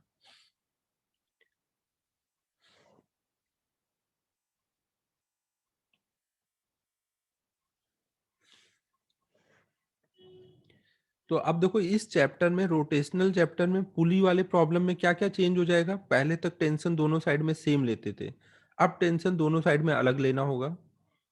पहले हमेशा पुली पे नेट फोर्स जीरो करते थे, अब नेट फोर्स पुली पे जीरो हो भी सकता है, नहीं भी हो सकता है। कोई पार्टिकल पे फोर्स, अगर पार्टिकल का मास है तो फोर्स उस पे जीरो हो भी सकता है, नहीं भी हो सकता है। मास होने के बाद नेट एक्सटर्नल फोर्स अगर आप देखो तो m इंटू ए ना, m जीरो नहीं है, अगर a जीरो हुआ तो फोर्स जीरो हो जाएगा, अगर a जीरो नहीं है तो फोर्स जीरो नहीं होगा। तो वहां पे नेट फोर्स हमेशा जीरो होगा, वैसा नहीं है ना, जीरो हो भी सकता है, नहीं भी हो सकता, डिपेंडिंग क्या सिचुएशन है ना? और यहाँ पे हमेशा जीरो होता था। अरे ये म्यू कॉफिशिएंट ऑफ फ्रिक्शन है, कितना तुम लोग सीओएम पढ़ लिए भाई। म्यू यहाँ पे कॉफिशिएंट ऑफ फ्रिक्शन है।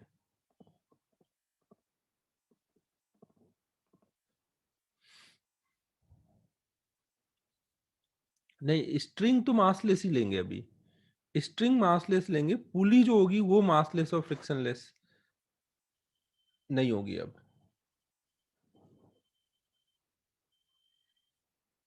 म्यू कॉफिशिएंट ऑफ फ्रिक्शन, और ई जो है, ई अपन ने पीछे पढ़ा था ना, एक्सपोनेंशियल फंक्शन होता है ई के पावर एक्स जैसे। नहीं, ई यहाँ पर कांस्टेंट होता है एक, जिसकी वैल्यू कुछ 2.7 होती है। ये कॉफिशिएंट ऑफ रेस्टिट्यूशन नहीं है ना, ई एक कांस्टेंट है।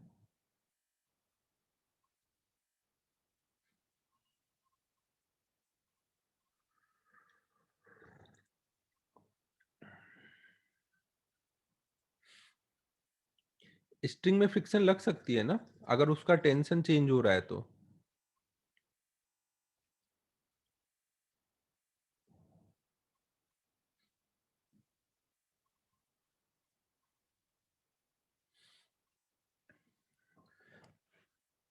देखो, जैसे स्ट्रिंग में आप इधर से इधर आगे गए तो फ्रिक्शन यहाँ पे लग रहा है, इसलिए इधर का टेंशन और इधर का टेंशन, स्ट्रिंग पे तो नेट फोर्स जीरो करना पड़ेगा ना। अगर फ्रिक्शन लग रहा है और दोनों साइड टेंशन सेम है तो फिर नेट फोर्स जीरो कैसे हो पाएगा स्ट्रिंग पे।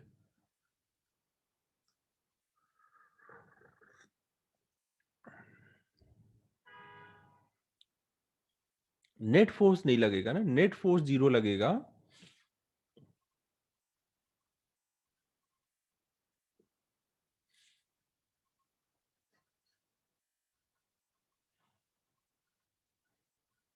ये पहले आप नोट कर लो ना, ये नोट करो फिर बताता हूँ।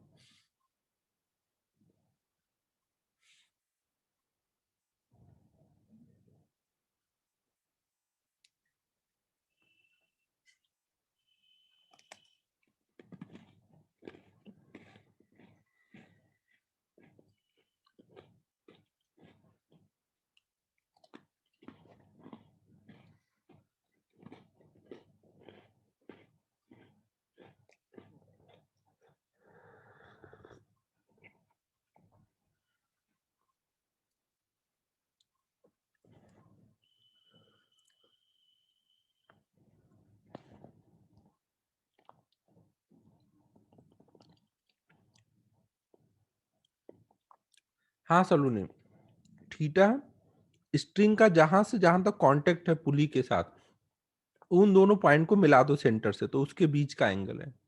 नॉर्मली ये एंगल 180 डिग्री होगा ना, स्ट्रिंग नॉर्मली ऐसे रहती है ना, तो दोनों एंड मिलाओगे तो 180 आएगा नॉर्मली, बट कुछ भी हो सकता है, तो इसलिए मैंने जनरल लिखा है ये।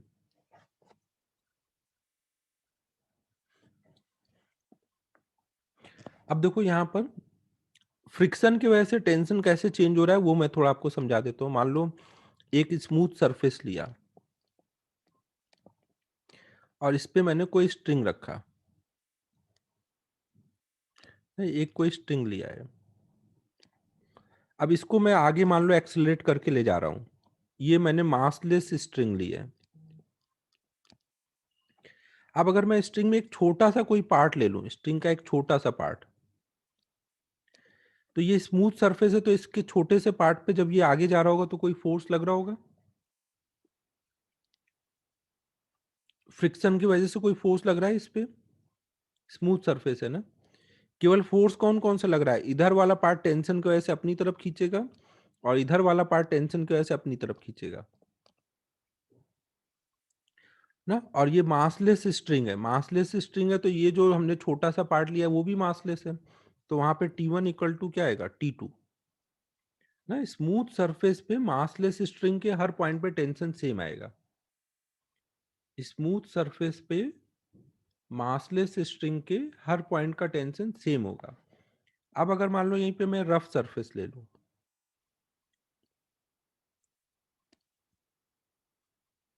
और फिर मैं इसको आगे खींच रहा हूं, तो इस पे मैं एक छोटा सा पार्ट लेता हूं। अब ये रफ सरफेस है ना, रफ सरफेस है, और किसी वजह से मान लो अगर ऊपर से कुछ नॉर्मल वगैरह लग रहा है यहाँ पर, अगर कुछ नॉर्मल वगैरह लग रहा होगा तो यहाँ पे फ्रिक्शन आ सकता है ना रफ सरफेस पे। इसका खुद का तो वेट नहीं है, ये मासलेस है स्ट्रिंग, लेकिन ऊपर से नॉर्मल तो लग सकता है ना। तो अब क्या हो रहा होगा, इधर को मान लो टेंशन T1 है, इधर को T2 है, तो अब अगर मान लो ये आगे जा रहा है तो पीछे को फ्रिक्शन लग रहा है, और ये मासलेस है, तो फोर्स तो जीरो ही होना चाहिए इस पे, तो अब क्या होगा, फ्रिक्शन अगर हटेगा तभी दोनों इक्वल हो पाएंगे ना, नहीं तो नेट फोर्स जीरो करने के लिए आपको दोनों साइड का टेंशन अलग अलग ही लेना पड़ेगा। ठीक है, समझो, रफ सरफेस पे मासलेस स्ट्रिंग के दोनों साइड का टेंशन, हर पॉइंट पे टेंशन जीरो नहीं हो सकता। अबे एक्सेलरेशन तो आ ही सकता है ना भाई, मास जीरो है, मास जीरो है, बट वो बॉडी किसी से अटैच है। मान लो आपने कोई स्ट्रिंग को कोई मास से अटैच कर दिया ना, अलग अलग दो मास के बीच में आपने अटैच कर रखा हो, इसको खींच रहे हो, तो मास के साथ साथ ये स्ट्रिंग भी चलेगी ना, मास। हाँ, मतलब स्ट्रिंग और सरफेस के बीच में फ्रिक्शन होगा। हाँ सर आयु, जो फ्रिक्शन है वो तो स्ट्रिंग और सरफेस के बीच में है ना, तो दोनों को ही बोलोगे, दोनों के बीच में फ्रिक्शन है।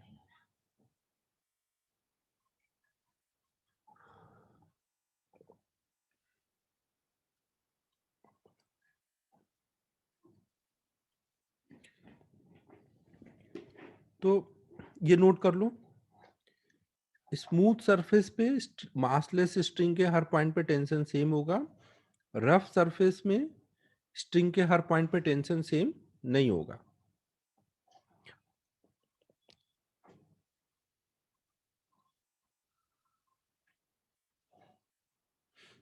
अरे भाई श्रेयस, अगर मान ले देख ऊपर से कुछ एन लग रहा है तो इस पे फोर्स जीरो करने के लिए नीचे से भी कुछ एन आएगा, नॉर्मल तो आ ही सकता है ना उस पे फोर्स जीरो करने के लिए। ग्राउंड का नॉर्मल आएगा तभी तो म्यू इंटू एन फ्रिक्शन आएगा। नॉर्मल मतलब कौन सा नॉर्मल, ग्राउंड का नॉर्मल। अरे भाई श्रेयस, मान ले मैं यहाँ ऊपर से कुछ इधर को एक फोर्स लगा रहा हूँ एफ, तो इसको बैलेंस करने के लिए यहाँ पे एन आ रहा है, तो एन आया तो म्यू इंटू एन फ्रिक्शन आ गया। हाँ, ये एफ एक्सटर्नल है और ये एन ग्राउंड का नॉर्मल है।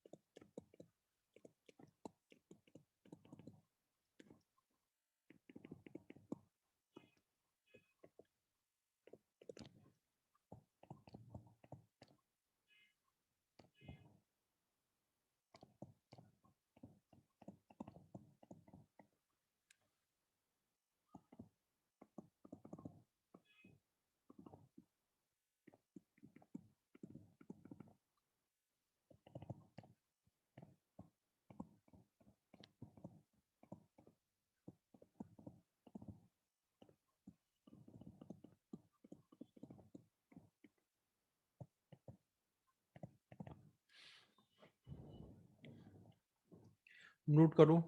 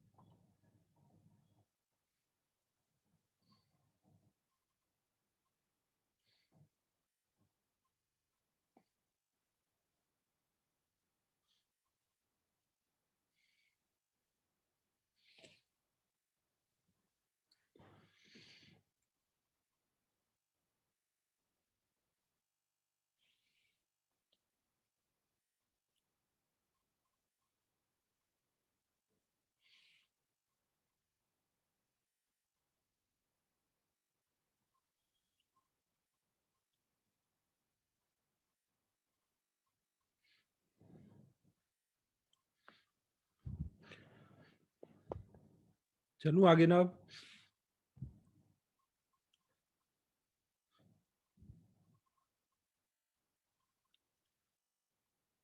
भावेश रोटेशन चल रहा है, रोटेशन में सब अच्छा ही है।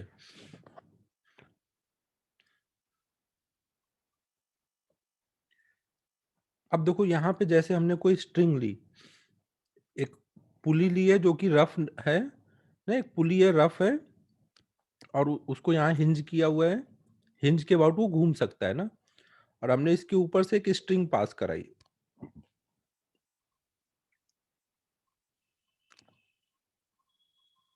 स्ट्रिंग की कुछ थिकनेस भी मैं दिखा देता हूँ। स्ट्रिंग मासलेस है ना,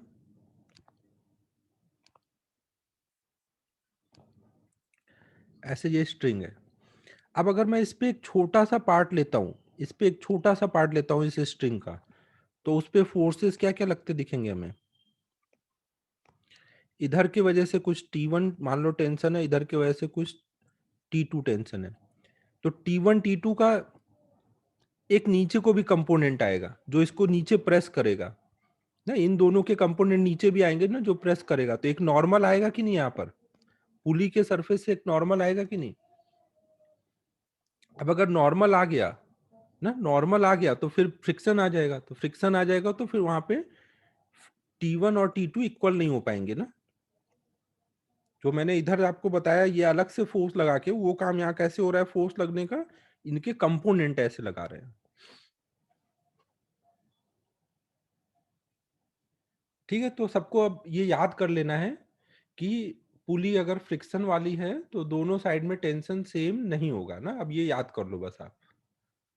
पुली अगर फ्रिक्शन वाली है तो दोनों साइड में टेंशन सेम नहीं होगा ना। तो लास्ट में जितना मैंने समझाया उसका लास्ट बस आपको एक लाइन याद रखना है ना, कि if pulley is rough then tension in string tension in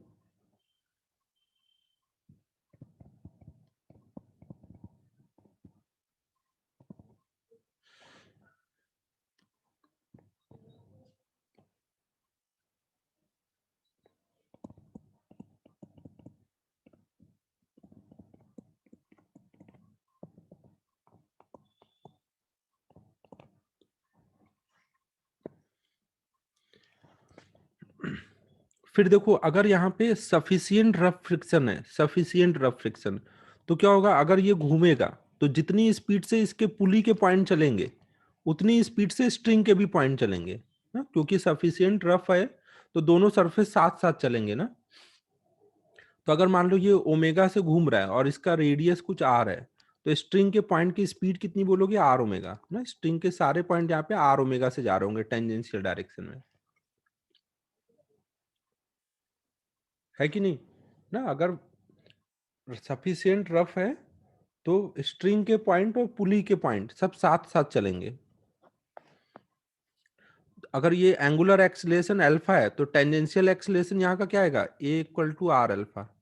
तो स्ट्रिंग के भी पॉइंट का एक्सीलरेशन कितना बोलोगे, tangential acceleration A equal to are alpha ना। सब कुछ सेम होगा ना, क्योंकि दोनों साथ साथ चल रहे हैं।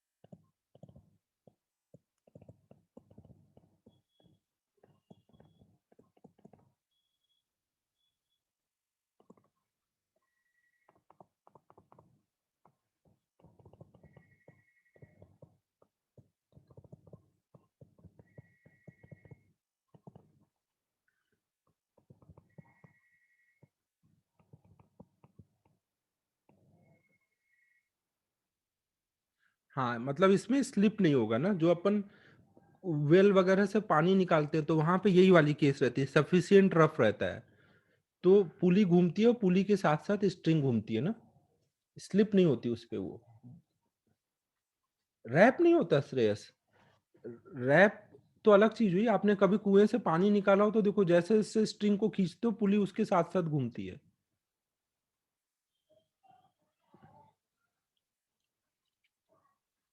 ना। आप इस साइड को नीचे खींच रहे हो, ये ऊपर जा रहा हो, ये साथ साथ घूम रहा होगा।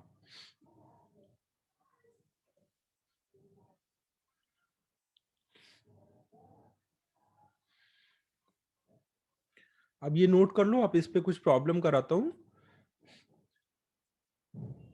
एकदम आसान सा टॉपिक है, कोई टेंशन नहीं होगा इसमें, आराम से समझ आ जाएगा।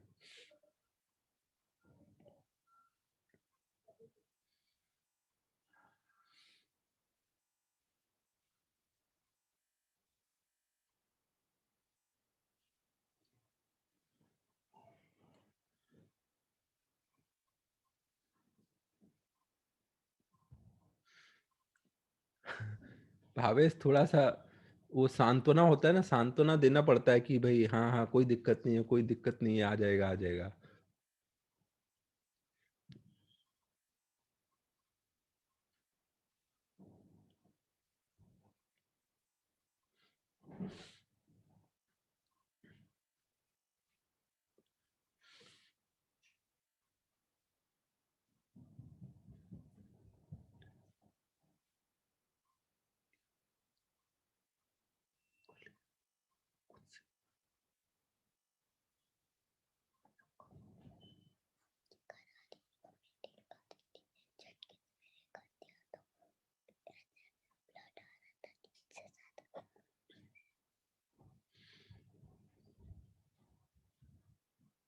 हाँ सिद्धेश, करवा दूंगा करवा दूंगा।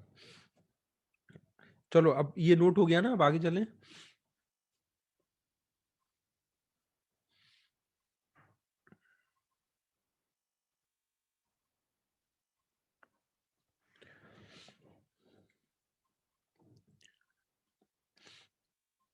मान लो हमारे पास एक पुली है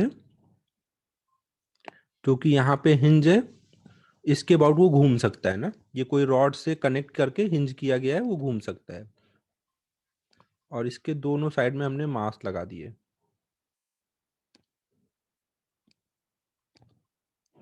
ये M1 ये M2। इसका मोमेंट ऑफ इनर्शिया कुछ I है, इसका डिस्क का पुली का रेडियस कुछ R है ना। ये हमारा रफ पुली है, मास के साथ है ना, मोमेंट ऑफ इनर्शिया दिया है, मतलब उसका मास भी है और रफ पुली है। और अगर यहाँ पे m1 is greater than m2 हो जाए तो अब क्या हो रहा होगा? अगर इधर हैवी मास है, इधर लाइट मास है, तो क्या होगा? ये नीचे गिरना चाहेगा, है, ये नीचे गिरेगा, ये ऊपर उठेगा और पुली साथ में रोटेट होगी। पुली कैसे रोटेट होगी? इस डायरेक्शन में, है? और स्ट्रिंग टूट तो सकती नहीं है, मतलब ये जितना नीचे जाएगा ना, जितना ये नीचे जाएगा ए एक्सेलरेशन से, उतना ही ये ऊपर आएगा ए एक्सेलरेशन से, और ये कुछ अल्फा से रोटेट होगा। तो हमको अब मान लो यहाँ पे निकालना है कि भाई ए की वैल्यू क्या आएगी।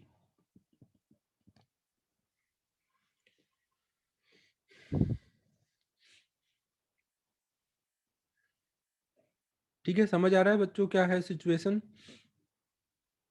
अभी तक पीछे वाले लॉज ऑफ मोशन में ये पुली रुकी रहती थी, बस ये दोनों मास मूव करते थे। अब हमारे ये पुली भी घूम रही है साथ साथ। तो एक प्रॉब्लम मैं करता हूं, अगला तुम लोग कर लेना।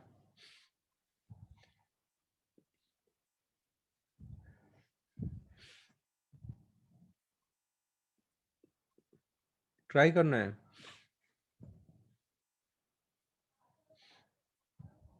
कर लो। अच्छा, 1-2 मिनट ट्राई कर लो।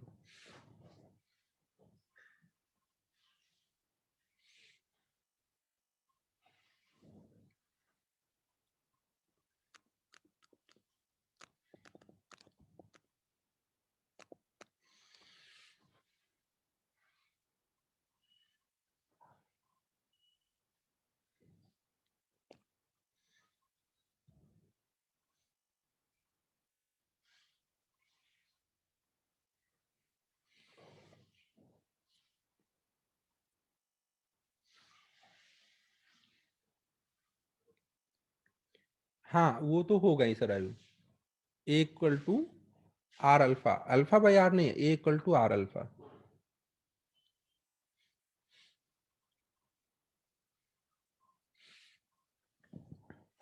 यहाँ पे अच्छा पहले कर लो ट्राई, फिर मैं बताता हूँ।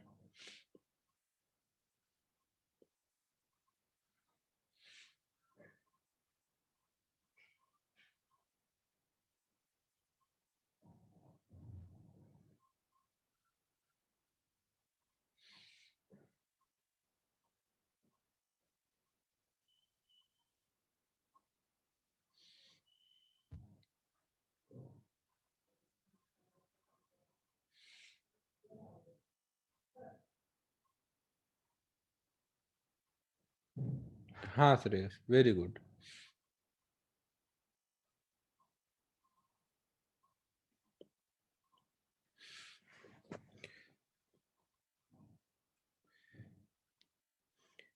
यहाँ पे देखो क्या हो रहा होगा। अब श्रेयस ने आंसर सही निकाल दिया है ना, आप कर लेते हैं solve.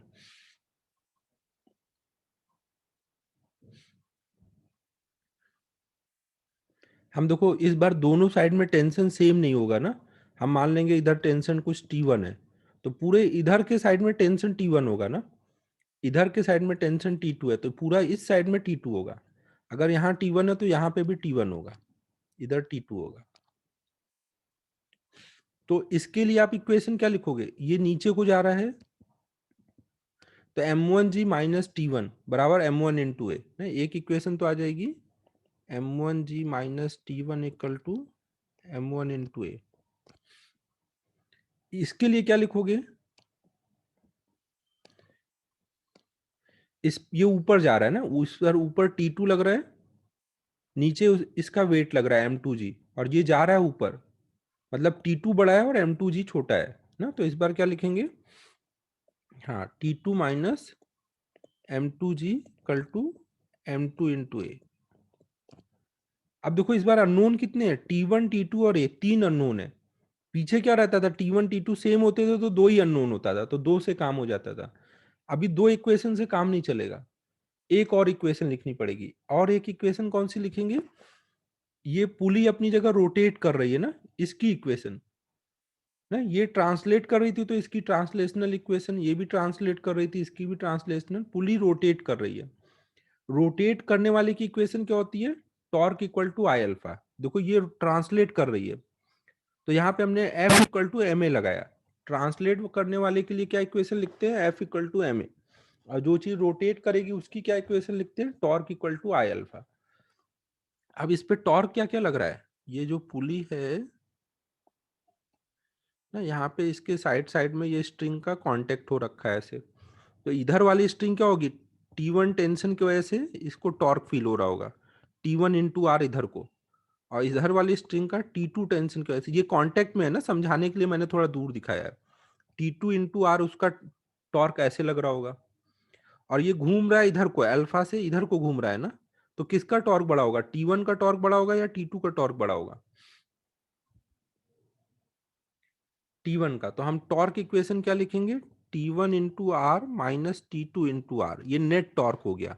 Net torque equal to I into alpha, और अल्फा की वैल्यू आप कितना लिखोगे, देखो अगर इधर वाला पॉइंट ये नीचे को, स्ट्रिंग के सारे पॉइंट नीचे को कितने से जा रहे हैं, ए से जा रहे हैं ना, तो ये वाला पॉइंट भी स्ट्रिंग का नीचे को ए से जा रहा है, और पुली का ये वाला पॉइंट नीचे को कितने से जा रहा होगा, आर अल्फा से, और ये दोनों साथ साथ चल रहे हैं ना, तो आप बोल सकते हो ए और आर अल्फा सेम है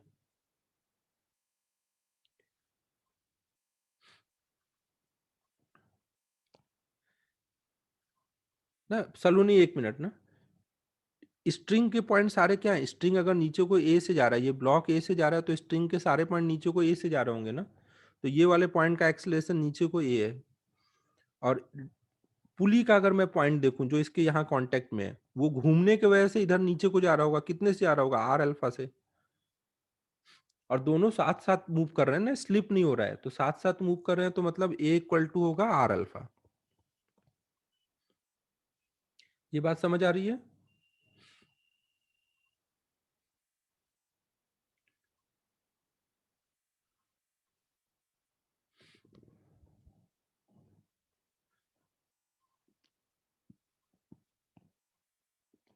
सलोनी देखो टॉर्क कैसे लिखा है यहाँ पर, ये क्या हो गया, टॉर्क देखो कैसे लिखा है,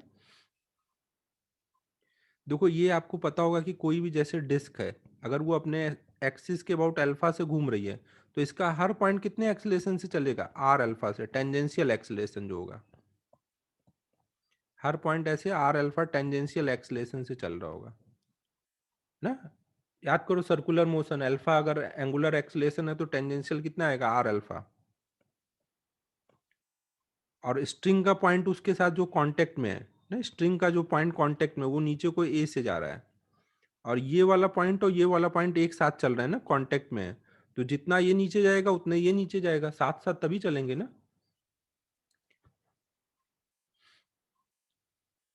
हर पॉइंट पे ये हो रहा है ना, स्ट्रिंग के हर पॉइंट पे a equal to are alpha follow हो रहा होगा यहाँ पर, तो इसलिए a equal to are alpha लिख दिया है।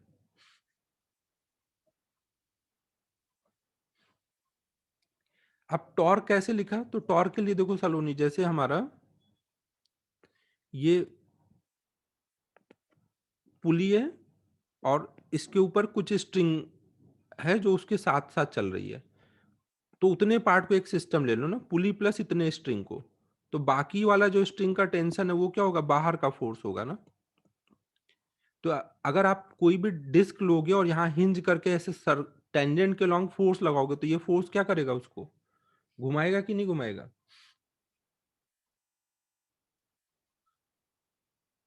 टेंजेंट के लॉन्ग अगर फोर्स लगाओगे, ये जो इसका एक्सिस है वो स्क्रीन के परपेंडिकुलर है ना, और टेंशन स्क्रीन में है ना, टेंशन जो है हमारा वो स्क्रीन में है, तो वो उसको घुमाएगा ना, ये परपेंडिकुलर स्क्यू लाइंस है ना, एक्सिस और टेंशन परपेंडिकुलर स्क्यू लाइंस हैं, तो इनके बीच की ये डिस्टेंस कॉमन परपेंडिकुलर आर होगी, तो T1 जो होगा वो उसको ऐसे घुमाना चाह रहा होगा इधर को, और T2 किधर घुमाना चाह रहा होगा, वो इधर को घुमाना चाह रहा होगा, और ये अगर घूम रहा है इधर को अल्फा से, तो मतलब T1 का टॉर्क बड़ा है, T2 का टॉर्क छोटा है, तो इसलिए हमने T1R माइनस T2R किया है। समझ आ रहा है।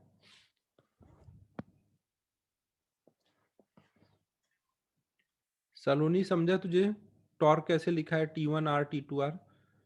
अब यहाँ पे अब आप क्या कर सकते हो, इस वाली इक्वेशन को आप क्या लिख सकते हो, आर को इधर ले आओ तो ये हो जाएगा T1 minus T2 equal to I,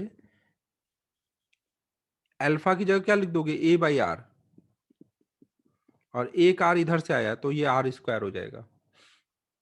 alpha की जगह ए बाई आर लिखा और एक आर इधर से आया कॉमन होके ना।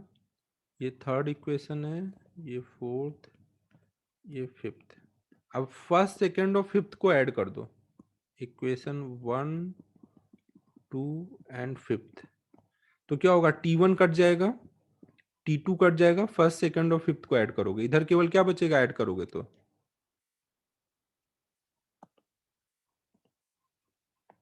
नहीं ऐड करोगे तो इधर आ जाएगा M1G माइनस M2G, और इधर आ जाएगा ए कॉमन हो जाएगा M1 plus M2 plus I by R square.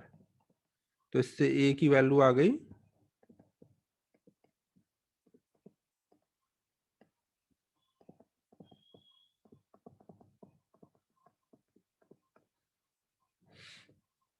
ये ए की वैल्यू हो गई।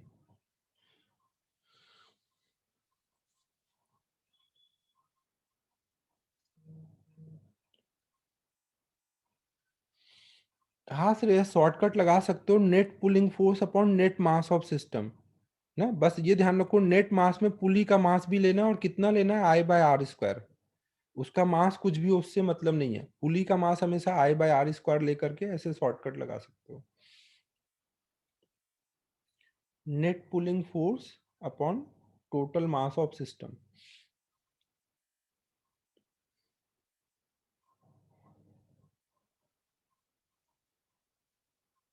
बट शॉर्टकट वगैरह यहाँ मत ही सोचो, सॉल्व कर लो इक्वेशन लिख करके ना।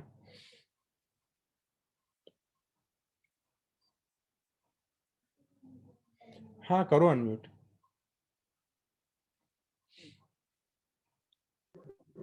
हाँ सर, जो आपने ऊपर वाली स्ट्रिंग है पुली के ऊपर, उसको हाँ पुली के का पार्ट ही समझा है क्या?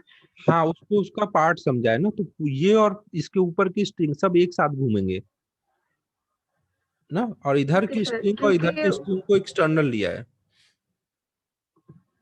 हाँ, क्योंकि तो वो ऊपर वाले स्ट्रिंग का भी हर पार्ट टेंशन लगाएगा ना। हाँ, लेकिन वो इसके पार्ट में ले लिया ना, इसके अंदर सिस्टम में इंक्लूड कर हाँ लिया। अब तू जो सोच रही हाँ, हो, तो वो इंटरनल फोर्स। हाँ हाँ एक्चुअल में तू जो सोच रही है वो सही सोच रही है, तू ऐसे सोचना चाह रही हो कि स्ट्रिंग के हर पॉइंट की वजह से यहाँ पे कितना फोर्स लग रहा है ना, वो फ्रिक्शन हाँ, की वजह से लग रहा होगा, तो वो जो फ्रिक्शन का टॉर्क आएगा वो इंटीग्रेट करके यही आता है ना। ये एक्चुअली अभी मैं ओके इसमें सर। नहीं सॉल्व करता, नॉर्मल क्लास होता तो मैं वहां सॉल्व करके पूरा दिखाता कि ऐसे पूरा आएगा फ्रिक्शन का टॉर्क। तो ये जब आप कभी ऑफलाइन होगा उसमें डिस्कस कर लेंगे ना, डाउट में कभी मिलना तो ओके सर। ना। अभी तो आप बस ये याद रखो, T1 का टॉर्क ऐसे लगेगा, T2 का ये, और सॉल्व करने के लिए तो यही आपको आना चाहिए।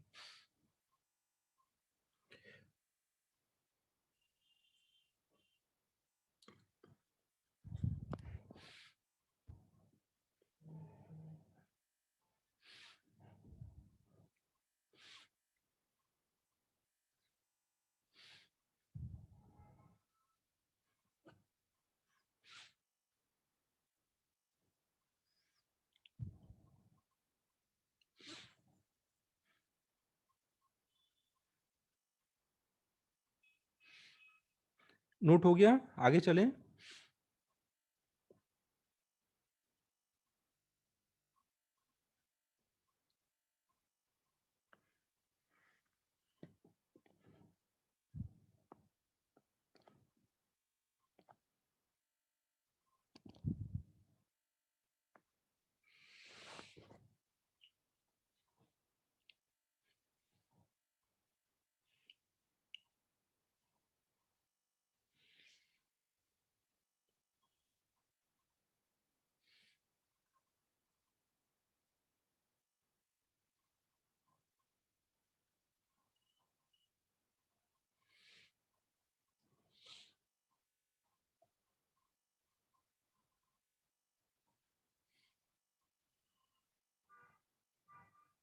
रजत ये पूरा कंप्लीट करने देना, नहीं बीच में छोड़ दूंगा तो क्लियर नहीं हो पाएगा ये।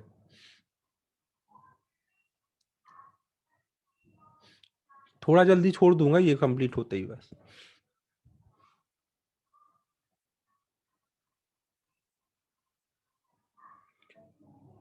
ऑफलाइन यार अब क्या ही बोले, फिर से नया स्ट्रेन आ गया कोरोना का, सब सही होते होते अब देखो क्या होगा। 4 जैन से सुनने को तो आ रहा था कि खुलने का है।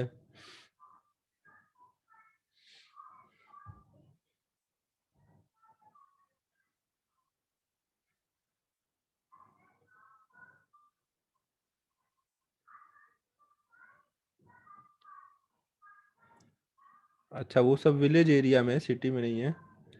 पता नहीं यार, मतलब कुछ कुछ पेरेंट्स जो डॉक्टर हैं उन लोगों ने फोन किया था कि सर जीआर ऐसा आया हुआ है कि 4 जैन से खुलेगा। अब देखो क्या है, ये डॉक्टर लोगों को इस टाइम ज्यादा पता है। सरायू से पूछो, सरायू तू क्या बोलती है?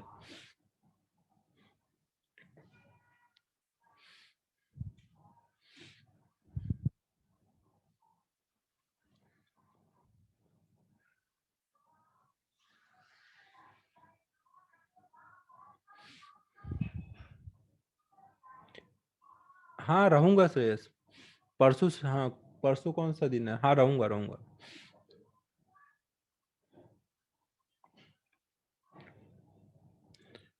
ओके। देखो विलेज में खुलेगा तो कुछ दिन में सिटी में भी खुलेगा।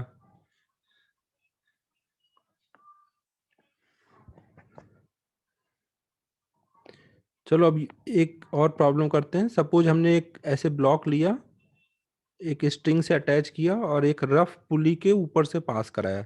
ये रफ पुली है ना, जिसका मोमेंट ऑफ इनर्शिया भी दिया है, रेडियस दिया है, और एक मास ऐसे लिया। ये m1 है, ये m2 है, और टेबल स्मूथ है ना, ये यहाँ पे इस पॉइंट के अबाउट हिंज है, हिंज के अबाउट वो घूम सकता है ना। टेबल स्मूथ है ना, उसकी जरूरत नहीं है, पुली को बस रफ चाहिए ना, टेबल को रफ लेने की जरूरत नहीं है। अब हमें यहाँ पे बताना है कि एक्सेलरेशन कितना आएगा।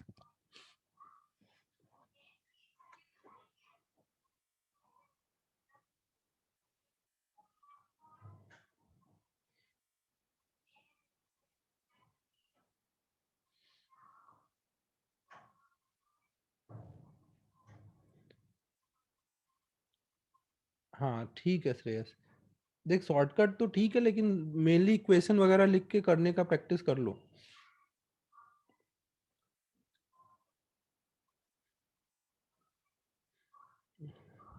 ठीक है।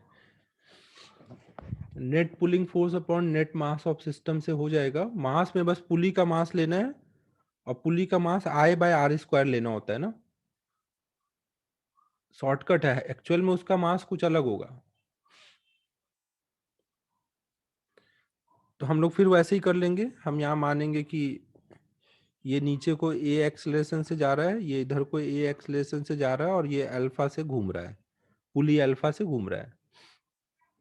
नहीं सलोनी, स्मूथ टेबल पे ये हैवी है, ये लाइट है, तो भी यही होगा ना, क्योंकि इसको कोई रोकने वाला नहीं है ना, फ्रिक्शन नहीं है ना, तो हल्का सा भी वेट लगाओगे तो ये खिंच जाएगा। सलोनी समझ आ रहा है? स्मूथ में m1 ग्रेटर देन m2 की कोई कंडीशन नहीं है। तो यहाँ पे क्या क्या हो जाएगा, इधर मान लेंगे टेंशन T1 है, और इधर के साइड में टेंशन T2 है।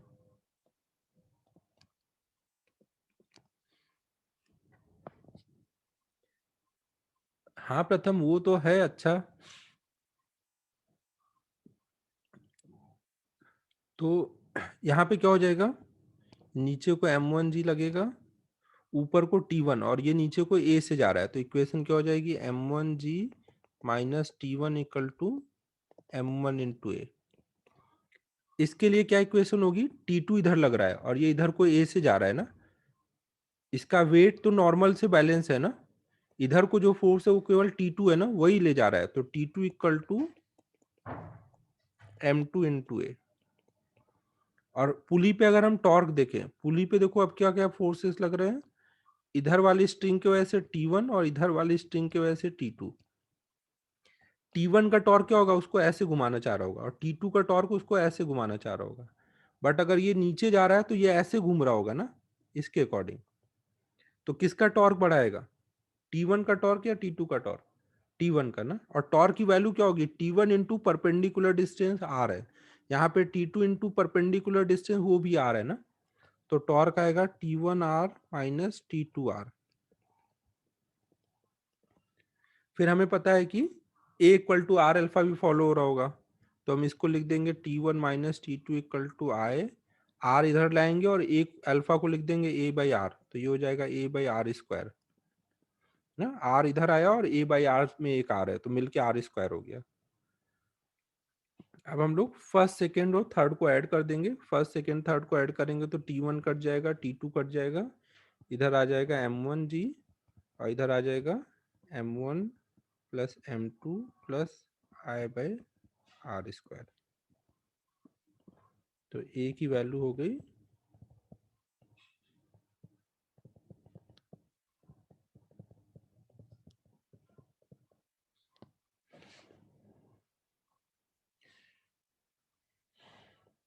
ठीक है, यहाँ तक क्लियर है।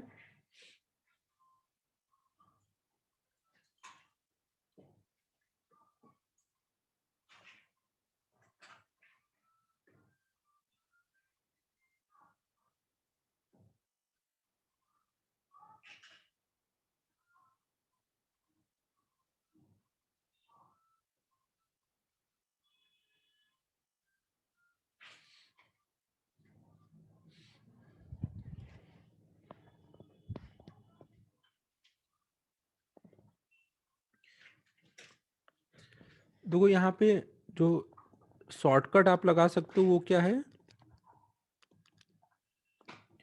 A equal to net pulling force upon total mass. और जब टोटल मास लिखोगे तो मास ऑफ पुली कितना लोगे, आई बाय आर स्क्वायर। हाँ ना, तो यहाँ पे देखो क्या है, इसका पुलिंग फोर्स M1G है ना, ये तो अपनी जगह हिंज है, तो इसका वेट तो बैलेंस है, इसका इसके वजह से कोई पुलिंग फोर्स नहीं आएगा, इसका भी वेट बैलेंस है टेबल से, तो पुलिंग फोर्स केवल क्या है, M1G। तो M1G upon total mass M1 plus M2 plus pulley का मास कितना लेना है, आई बाय आर स्क्वायर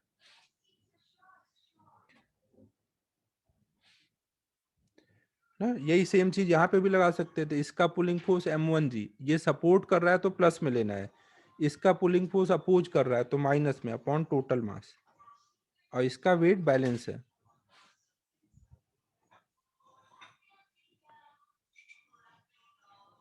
बस अब 2 मिनट और, एक लास्ट क्वेश्चन करके बस छोड़ दूंगा, बस इसके बाद एक लास्ट है, बस फिर छोड़ दूंगा। पुलिंग फोर्स में बाहर के फोर्स लेते हैं ना, ये पूरा अपना सिस्टम होता है, M1 M2 स्ट्रिंग और पुली, ये सब पूरा सिस्टम है। सीधे सब वो बाद में ही करेंगे ना, अभी इस टेस्ट में नहीं आ रहा है, अभी बाकी करो तब तक।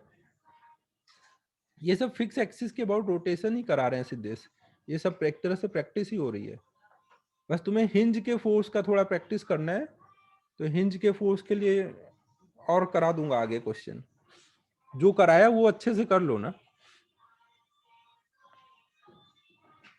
एक लास्ट और कर लेते हैं, बस फिर छोड़ देता हूँ। ठीक है, भावे से एक आधा और करा दूंगा, आज ही करना है तो करा देंगे, तुम लोग रुकने को रेडी हो तो।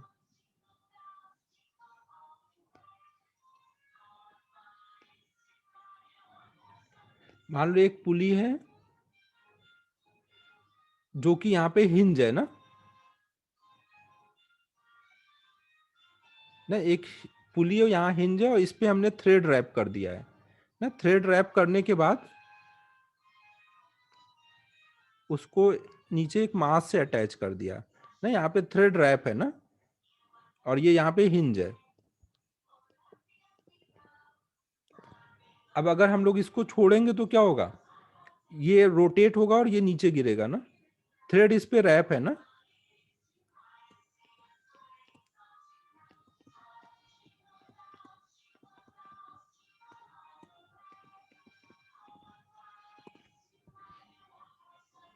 तो हमें अब बताना है कि ये नीचे कितने एक्सेलरेशन से जाएगा। इसका मोमेंट ऑफ इनर्शिया I है और रेडियस R है।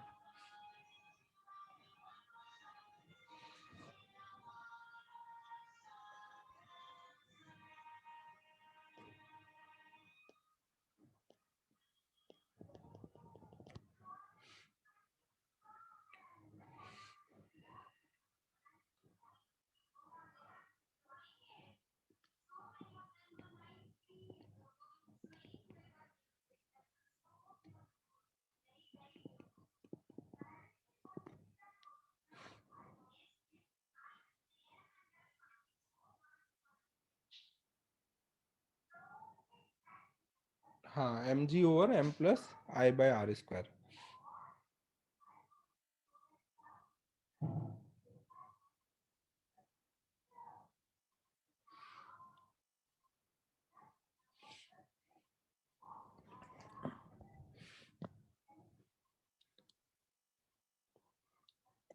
एकदम सिंपल प्रॉब्लम है, मैं कर देता हूँ ना, सबको पता ही है क्या करना है।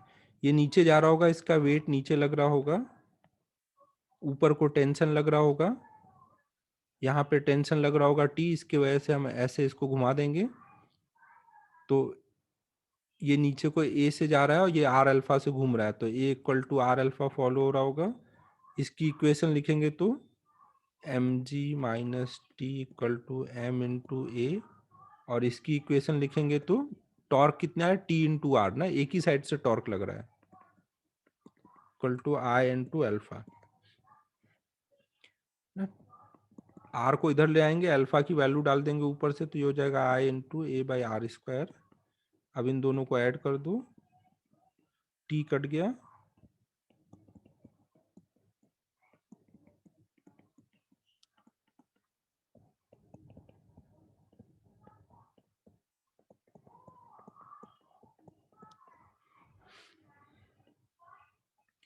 ठीक है। तो ये हमारा एक्सेलरेशन हो जाएगा।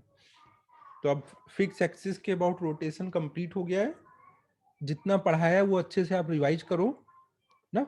हिंज के लिए कुछ क्वेश्चन और करा दूंगा मेजर टेस्ट के बाद ना, तब तक थोड़ा दिमाग में चीजें और सेटल भी हो चुकी होंगी, तो थोड़े क्वेश्चन उस टाइम प्रैक्टिस करा दूंगा ना। इस टेस्ट में अभी नहीं आएगा हिंज वगैरह वाला, फोर्स वगैरह निकालने का। होमवर्क कुछ दे देता हूँ, संडे के बाद एक दिन छुट्टी मिलेगी। देखो यहाँ पे इसको टॉर्क कौन लगाएगा? अबे भावेश कुछ भी यार, इतना सिंपल तो आज पढ़े हम लोग, फिर भी बोल रहा उड़ गया।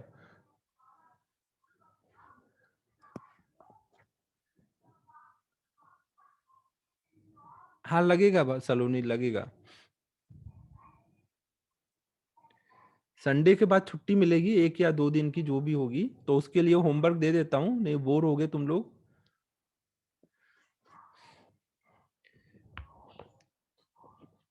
तो थोड़ा ही देता हूँ, तुम लोग को बोर नहीं करना चाहता मैं, इसलिए कुछ काम दे के रखता हूँ।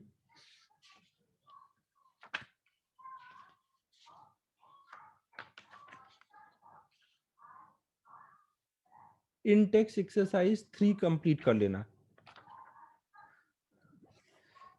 T × R देख, जैसे पहले करते थे भाई, ये अमन देखना, ये पुली अगर कोई है, ऐसे कोई पुली और उसमें यहाँ पे टेंशन लगेगा T, तो T × R ऐसे टॉर्क आएगा ना टेंशन की वजह से। अमन समझ रहा है? T × R ना, ये थ्रेड रैप है, तो केवल यहां से बाहर निकला है, तो यहीं पे टेंशन का टॉर्क लगेगा।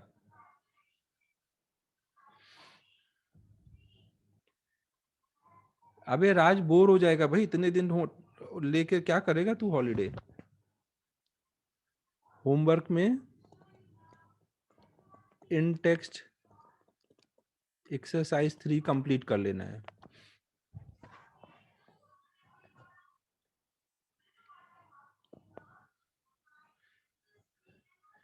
ठीक है बच्चों, फिर क्लोज कर रहा हूँ। Best of luck for major test, अच्छे से रिवाइज कर लो। टेस्ट के बाद फिर ये जो कि भी कराया है फिक्स एक्सिस के अबाउट रोटेशन, वो अच्छे से रिवाइज कर लेना। अबे प्रथम क्या करने लग गया? ठीक है, फिर क्लोज करता हूँ।